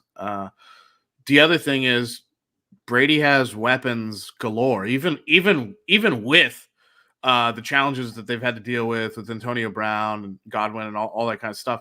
Like he still has weapons. And so that's not every offense in the NFL. That is the Cowboys offense. But guess what? The Niners were still able to win. So yeah, it doesn't matter how you win. Obviously, you don't always want to win ugly, but this was not an ugly win. This was kind of a win where it was like, wow, this game's in control. And then the Cowboys kind of make this late surge, but too little, too late. That's what it was. It was a classic example of an NBA team kind of having a nice padded lead, halfway through the fourth quarter, right around that 9-minute mark, or maybe 6-minute mark, and then the team, the opposing team kind of makes a comeback, but it's not really a comeback. It's just, let's make the scoreboard prettier. Don't call it a comeback. Yeah, don't call it a comeback. And one more quick thing about, is this what we're going to do now? We're going to constantly upgrade and all this kind of stuff. We've been kind of kicking this around both with the Raiders and now the Niners, but that's that kind of new sports way of thinking. At least it's very prevalent in the NBA. Like, hey, you think you can get a better coach? Go get a better coach. You think you can get better players? Go get better players. And even if it disrupts something you're already building, go do it. Because on paper, it's better. So probably going to keep seeing that proliferate the NFL, especially as coaches get younger and GMs get presumably younger as well. So it's I think people are starting to value aggression a lot in terms of their front office decision making and the way the game operates. But the problem is there definitely are times where it's like, put the brakes on here. Maybe we don't need wholesale changes. Maybe we don't need this. We don't need that. We just need a little luck on our side and try a little harder. Yeah, and kudos to the Niners for that win and DeMeco Ryans, because that defense has not missed a beat since Robert Saleh has left. So, which is amazing, right? Yeah, it's been amazing, and they were able to win that game despite Fred Warner and Nick Bosa getting injuries.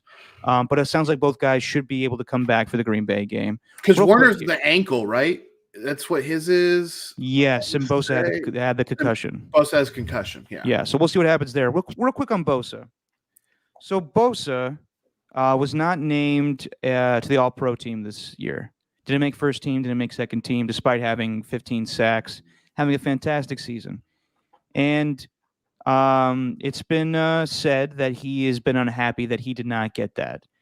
He let it go, I guess. Didn't want to make a big deal about it, but apparently he is mad that he did not get an All-Pro vote.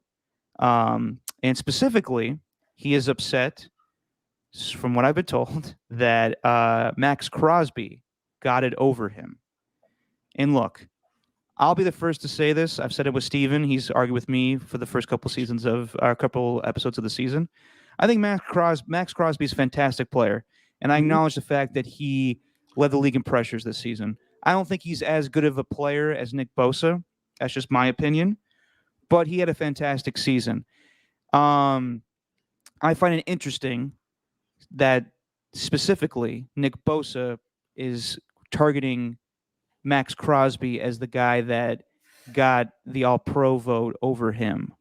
I'm not going to read into Raider versus Niner stuff, but you look at Max Crosby and he had, I think, 8 sacks this season, so not a high total, but he does other things, as Nick Bosa does. It's not all about sacks. No. So I don't like it when we say, like, there's always, Hall of Fame voting or All-Star voting, where people are like, how did that guy not get it? Well, who are you going to take out? Who are you going to take out? And this situation, we're really going to take Max Crosby out? I don't think that's fair. So the comparison, I think, is stupid. I think Nick Bosa is a better player. I think Max Crosby is a fantastic player in his own right. And in the end, the sports writers just voted this way. That's just the way it is. Yeah, it's just the way it is. They're completely different players. They might play the same position, but Bosa is always going to be a more natural pass rusher. He's just got more speed and agility. Yeah. But on the other side, I can say Max Crosby is just a powerhouse of a player who longevity-wise might be more effective down the road just because of his power game. Also, I get it. I'd be pissed if I wasn't voted All-Pro and I had 15 sacks and I was a stalwart for my defense. But at the same time, like, pick a different dude to go after, man. Like, that's not – I don't know. Like, I hope there's really no serious beef there. I hope it's more just like, really, that guy who had 8 sacks, 15? I hope it's more of that kind of thing rather than like – It's not beef. It's basically like frustration, kind of. Yeah, it's frustration, and it's basically like when Tom Brady went on The Shop and said, "Really, you're picking that motherfucker over me?" Like it's just kind of like that. So it is, but I don't even think I don't think Nick Bosa is. Look, I don't think he's in a position to even. I don't think most players are in a position to act like that. That's one thing. Like, keep doing what you're doing. Sometimes you get snubbed. Sometimes you get voted when you shouldn't. If you're that good of a player and the longevity of you have longevity in your career and you're effective for a lengthy period of time, there's going to be times where you get it and there's going to be times you don't, and there's going to be times where both are not deserved. Yeah. So it's tough for me to sit here and to tell Bosa that, on my fat ass and be like, yeah, well, it's just going to happen that way. But it is. And okay, you just use it as motivation for next year. That's all I got to say. And no, I'm sorry, but it does suck when contracts are contingent on that stuff. So. Oh no, yeah, when you have pay incentives and benchmarks, that's usually why these guys get pissed about it, and I'd be pissed about it too. Yeah.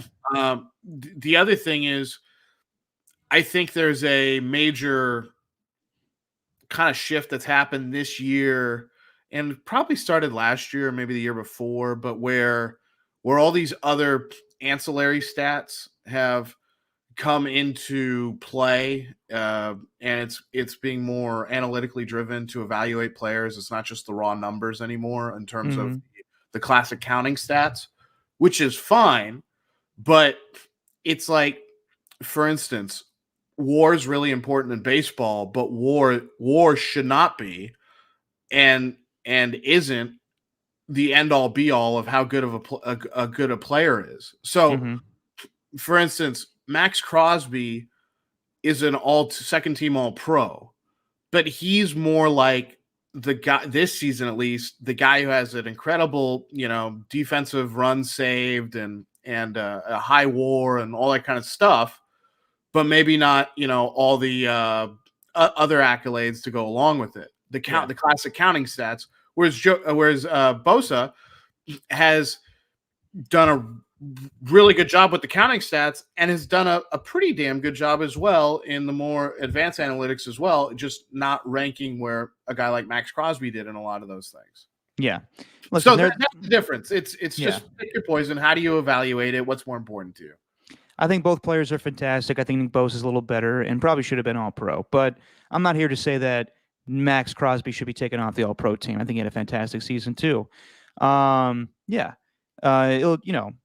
Both guys are great. And Nick Bosa had a fantastic season coming back from the ACL. He'll be in the comeback player of the year discussion. Probably will lose to Joe Burrow, but in the end, both having great seasons. And Nick Bosa, you're still getting those playoff checks, so it's all good. Yeah, it's nothing to. I hope that's something that doesn't get overblown by the media. Because no, it won't be. Because it doesn't need to be. No, it won't be. It won't be because they're Kyle said what he said about it, and I don't even know if Nick Bosa said anything about it, so it's not a big deal.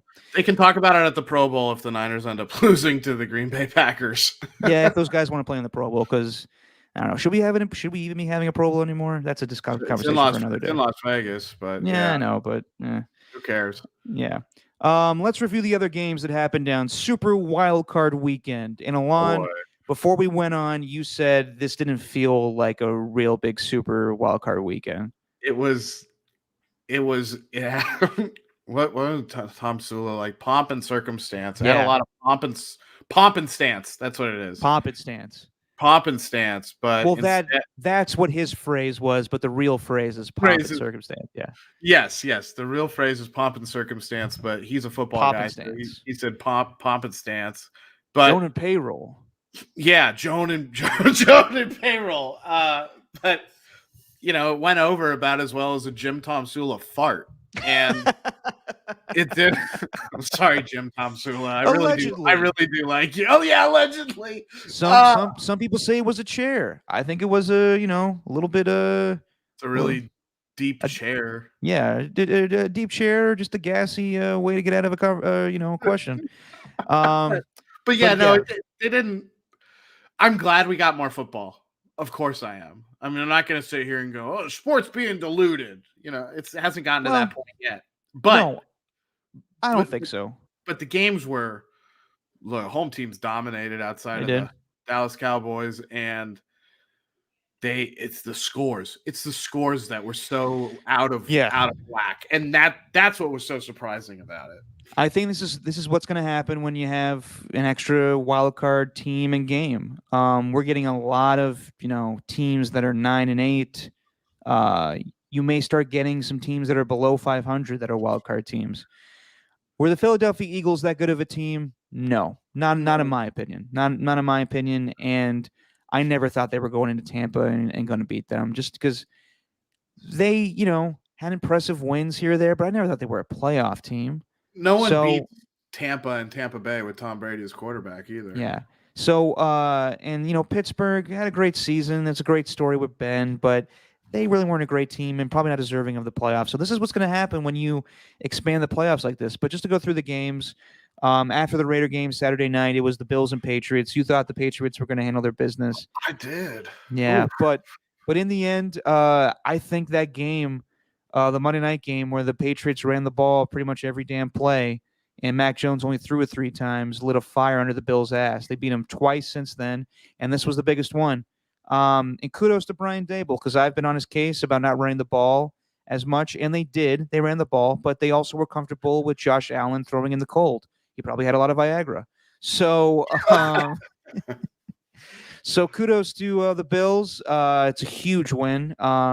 It looked like Bill Belichick was trying to put on every layer possible to cover his face in shame. But Josh Allen throws 5 touchdown passes. He also rushed for 60 yards or something. So he had a fantastic game. And Mac Jones looked like a rookie. Looked like a rookie in the playoffs. I was surprised how The Patriots defense kind of laid an egg, but Josh Allen's that good of a quarterback. So they're getting comfortable again. They're rolling again. And yeah, Bills look great. Yeah, that's all I can say about that game. They look, yeah. There's really not much to say other than Mac Jones, hit that rookie wall and a few weeks ago, and that's about it. The Bills are just a better roster and better quarterback, better team, and the only thing they don't have better is a head coach. But it doesn't matter when your team's on fire like that, and you called it, Derek. We were texting back and forth, and you just said it lit a fire under their asses when they got beat down by the Patriots the first matchup, and it really did. And I guess that's a risk you take when you embarrass a team like that. But that's not obviously what the Patriots were trying to do. They just wanted to win the game. And it was strategy. But I will say this. The Bills let Josh Allen play a little long in that game. Yes. So and the Patriots have done a fair share of their running up the score in years past. Mm-hmm. But Bill Belichick is a guy that doesn't forget stuff. So for them to beat down their opponent like that, where I think it was 47-10 at one point, and the final score was 47-17. And it's crazy that Bill Belichick's 3 biggest losses as head coach of the Patriots have all been against the Bills. Is that crazy? True? Is that's true? Three biggest losses points wise have all been against the Bills, and the Patriots dominated the Bills for most of the Tom Brady era. So Bill Belichick, it was interesting to me that they didn't let Mitch Trubisky play a little bit towards the end of that game. But I don't think Belichick will forget this, and I think he's going to find a way to upgrade the team even more in the offseason. That's really what's keeping the Patriots from being the best team in the AFC East again. It's just they need more weapons. They just need more roster help. But the fact that they were able to make it to the playoffs with that's pretty that's scary already. No, but I mean they upgraded too. They got a bunch of people in the offseason, Matt Judon and Jonnu Smith. So they're right in the mix again. Rookie quarterback though. Yeah, exactly. And then Sunday morning it was the Eagles and Buccaneers, and Troy Aikman let it be known to everybody that he was pissed that he was doing the game and not the Niners and Cowboys. But yeah, I mean, look. I know that the Buccaneers are down a lot of guys. They don't have Chris Godwin. Antonio Brown's gone. They didn't have Ronald Jones. But Tom Brady, has played with less talent. People forget that he used to throw to Troy Brown and Rashay Caldwell and those guys. Deion Branch. Deion. I mean, and those guys were good, but he didn't have the best receivers in New England up until Randy Moss and Wes Welker showed up. So the Buccaneers totally dominated the Eagles. The Eagles are a nice, story with Nick Sirianni and everything. And I don't know about Jalen Hurts going forward. Even though we got him to the playoffs, and that's an accomplishment. But they were they looked like a 7 seed, and they got their ass kicked by the defending champs. So was the final on that one 31-15? It's like 32-15, 31-15. Yeah, it's within a point. Yeah. So the Bucs look good, and they ran well with Keyshawn Vaughn and Le'Veon Bell. We'll see what happens when they play the Rams, but Buccaneers look good.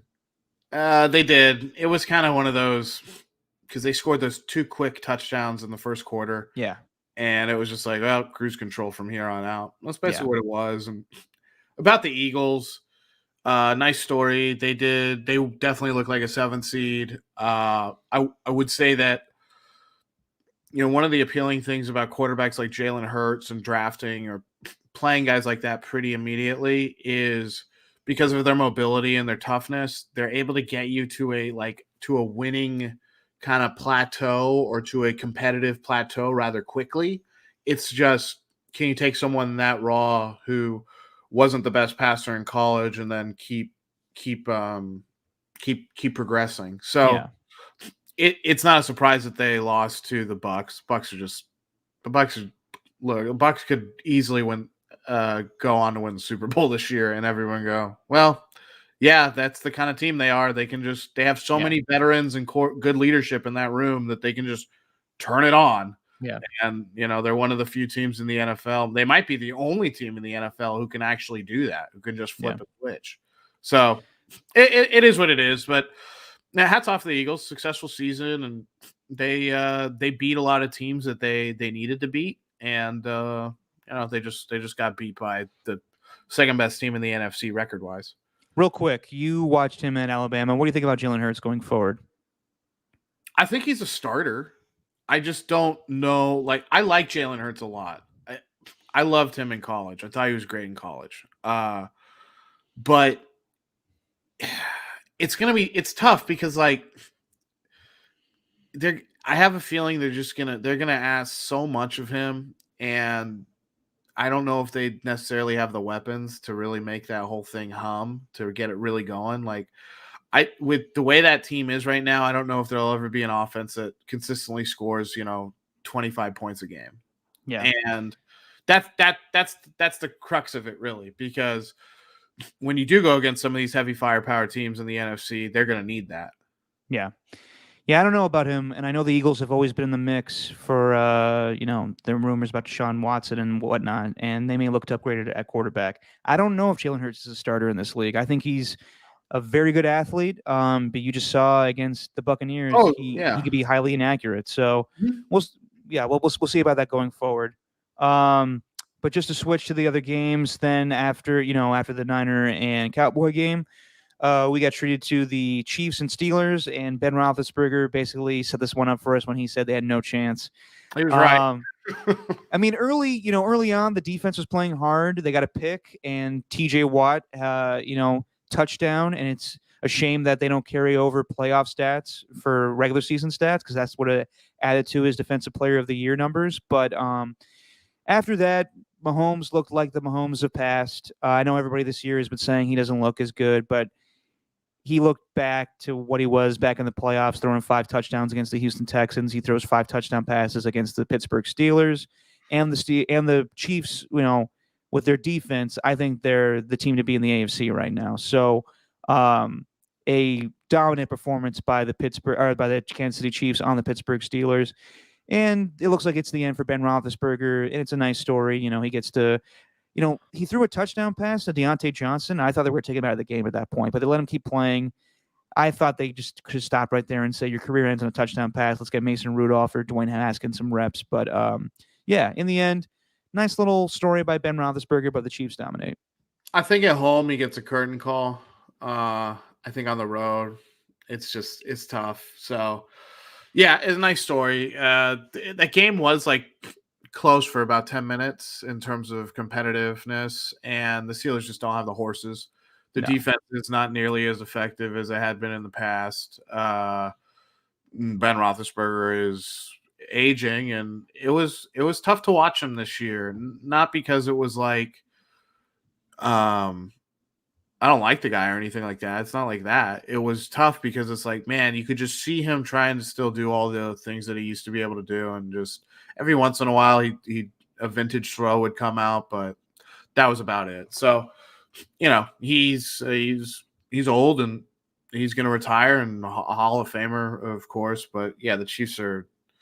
Patrick Mahomes, I thought my favorite throw of the game that he made was he rolled out to his right, and I think it was a 3rd and 23. And Pittsburgh was playing a defense that was totally designed to take away the deep part of the field. And Patrick Mahomes rolled to his right, lobbed the ball over whoever one of the defensive backs was, who adjusted like most DBs do. They adjust when Patrick Mahomes starts scrambling because they immediately think, I got to get in line with where the quarterback is. And he just threw it over the guy's head, and Travis Kelce was right there. Yeah. And I saw that, and I was just like, God dang, this dude obviously we all know he still can do it, but it was just like, yeah, that's scary. You don't want to deal with that. That's the Patrick Mahomes that is here in the playoffs. It's going to put the fear of God in a lot of defenses.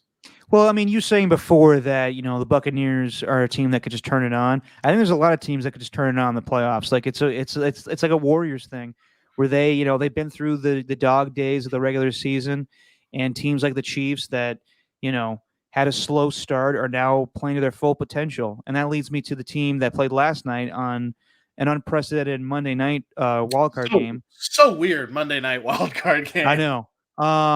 but I shouldn't say unprecedented because I guess there has been Monday night wild card games before. Oh, But so there had been, because we talked about that last week, and I was under the impression that there wasn't, and I was just like, huh, interesting. no one could tell me the details. But I was told that there has been before, but I haven't been told when or where. And I'll have to look that up on my own time. But yeah, last night the Rams and Cardinals play for a third time, and it was no contest. The LA Rams, I thought, for the first time this season, played to their full potential. Von Miller getting a sack. The guys that they got during the season coming up huge. Odell had his best game as a Ram. The Cardinals were looking to take away Cooper Kupp, and they did for the most part. And then Odell went in and attacked Marco Wilson, the Cardinals cornerback, and they had a dominant game, just a dominant game all around defensively. Matthew Stafford gets his first playoff victory. And just like Jimmy Garoppolo, he played a better game than Jimmy Garoppolo did, but he needed to put up spectacular numbers. McVay had a fantastic game last night. Like we all make fun of McVay for kind of being phony at times, but he is a fantastic play caller and a fantastic coach. Both sides of the ball, I should say, running and throwing. He threw when he needed to. Like, it wasn't a pass-happy offense, and he wanted to run the football, and they ran it right down the gullet, Stephen, of the Arizona Cardinals. And Cam Akers, good God, man, 95 yards of offense total. He could have had more. There were some holding penalties that had some big plays come back, but he looked amazing just tearing that Achilles back in July. So it was an amazing performance by the LA Rams. And on the flip side, it was a horrendous performance by the Arizona Cardinals, who looked dominant for the first 10 weeks of the season. I don't know what's up with Kyler Murray. I don't know if DeAndre Hopkins not being around just makes him, see ghosts like Sam Darnold. That one play in the end zone where he was getting rushed and just flipped the ball up in the air and got picked off by David Long for the pick six. Cliff Kingsbury needs to be a better coach and needs to show improvement for Kyler Murray, because Cliff Kingsbury is the offensive coordinator and the head coach of the football team, and Kyler Murray has regressed as the season prolongs. So as J.J. Watt said, who played in the game last night, this season was a total failure from where it started to where it ended. So congrats to the Rams, and a bad performance by the Arizona Cardinals. The worst performance for the Arizona Cardinals all year.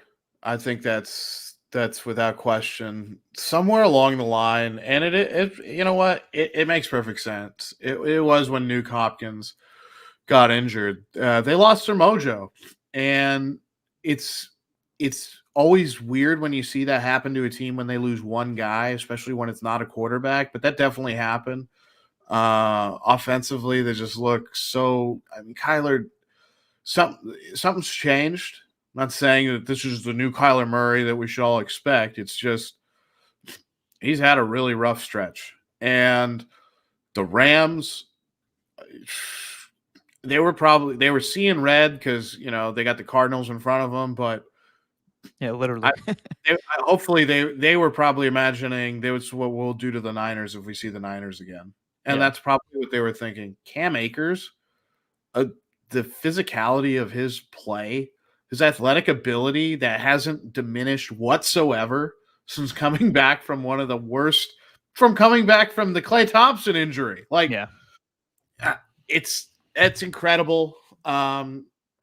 McVay pulls all the right strings, presses all the right buttons. You summed it up perfectly, Derek.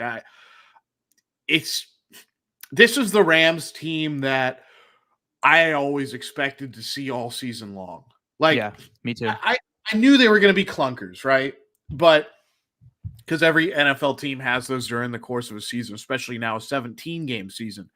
But this was the team that I was always like, oh, this is how the Rams can play. And if the Rams, because offensively, I know they'll put up points, right? Or at least I think they will. When they can do those things defensively, though, that's what makes them extremely scary, because they have a quarterback who can always throw them back into a game if they're down.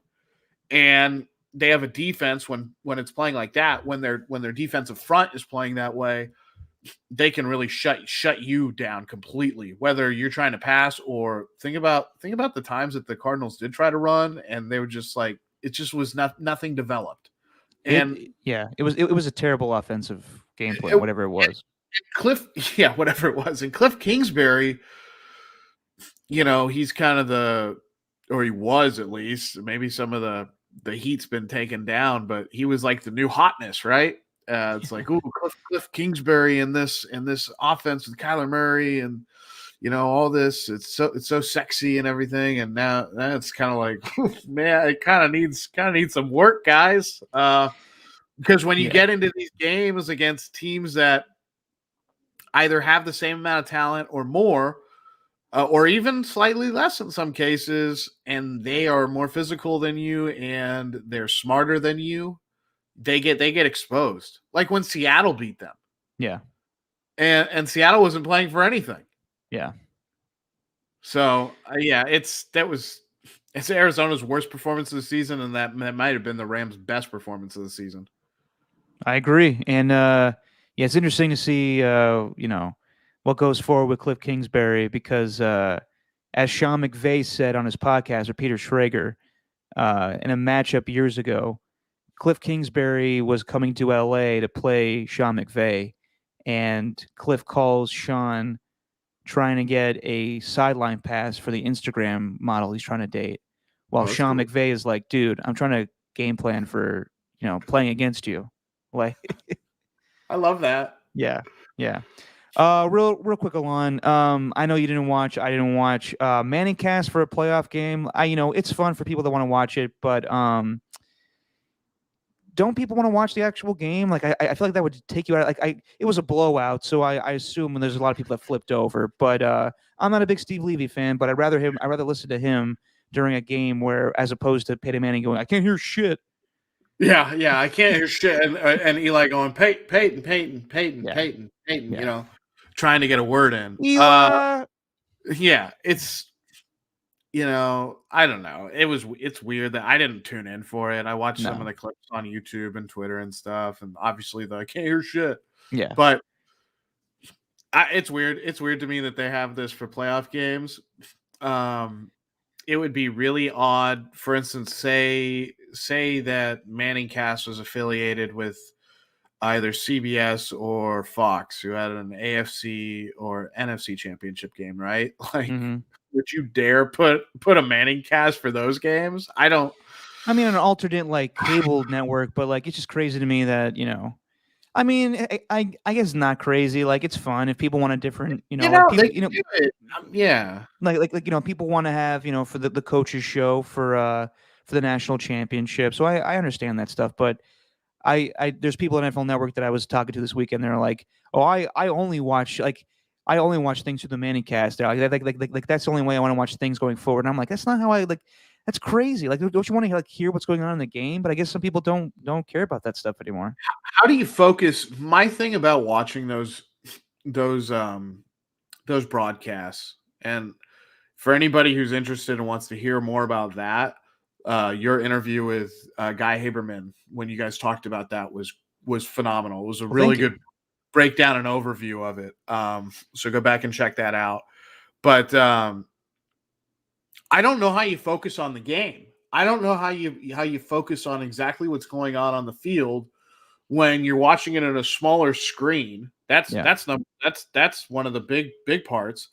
And then the other elements are you have three talking heads to the left, and it's not my ideal viewing experience. It's very hard to focus on the game. And maybe people say, "Oh, you're old." I'm like, well, maybe I am, but I don't know. Like, it is hard. It's a littler screen. Even on my big ass 75-inch TV, it's tiny. Like, I don't want to watch it on that little ass screen. I want to watch it on my big ass screen. And I'm not the biggest Steve Levy guy, which I used to like it when he would do like Wisconsin, Iowa games in college football, but I'd still rather listen to their 3-man booth and have the whole game on the big screen with all the best camera angles and everything, and just kind of the way it works than the Manning Cast. That being said, I did think the Manning cast, from what I read, some of the guests that they had on, I think they did things the right way in terms of, like, they had Russell Wilson on, I think, which is a really good move. At least I saw a screenshot. I think that Yeah, he was on, but he they, was on. they didn't ask him any questions about his future in Seattle or anything like that. Which it's Well, it's not I'm their not- place to do that.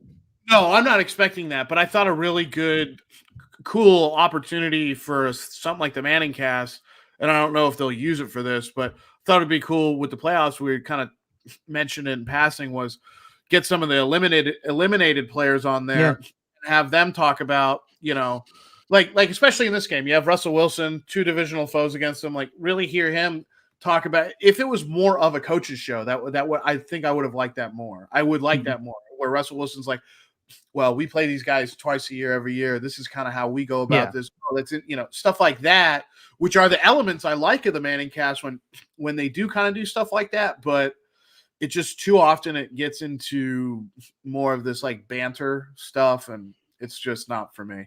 Yeah, but it sounds like it's the wave of the future, man. So we'll see where that goes.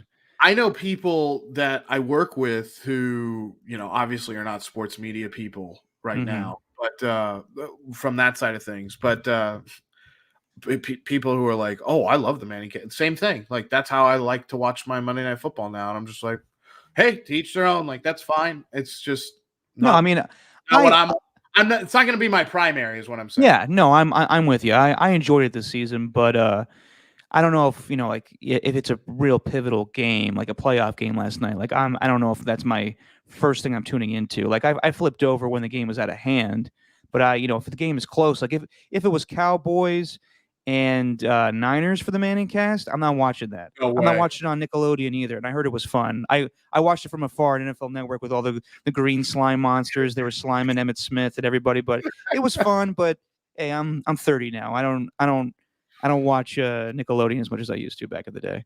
And they comped. This is my favorite thing from the Nickelodeon broadcast. They comped Ezekiel Elliott to Sonic the Hedgehog. Look, Sonic's fast. Exactly. Maybe back in the day, maybe like Debo's more Sonic the Hedgehog. Oh yeah. Debo. Yeah, exactly. Like, Sonic's really fast. Ezekiel's not very fast anymore. No, not at all.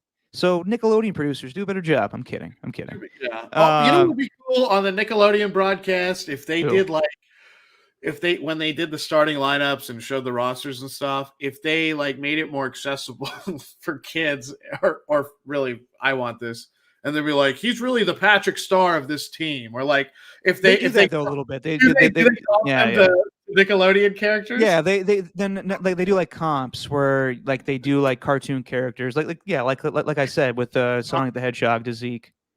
I like that. So like they could look at Andy Reid and be like, and that's Mr. Krabs over there. So like, I don't know. Yeah. Time to call a screen pass. All right. All right, everybody. Well, thank you for tuning in. Alon, thanks as always, man, for filling in. And we'll be back on Thursday where we'll talk about all 4 divisional playoff games. This is the best weekend, in my opinion, of the football season, where we get the cream of the crop that play each other. So that'll be fun. We'll talk about some of the head coaching firings and what are the best landing spots for some of these coaches. And Russell Wilson and what's going on with exploring options. It sounds like Pete Carroll will be coming back, but Russell Wilson wants to take a break for at least a little while in the offseason. So we'll see what happens with that. And we'll also be joined, Raider fans will be happy about this, if you know the guy, and he's a big guy in the Raider media biz these days. With everything going on with the Raiders, we're going to have your boy Q on. Ooh. Oh, yeah. Good get. Great get. Yep. He'll be joining us for the next podcast.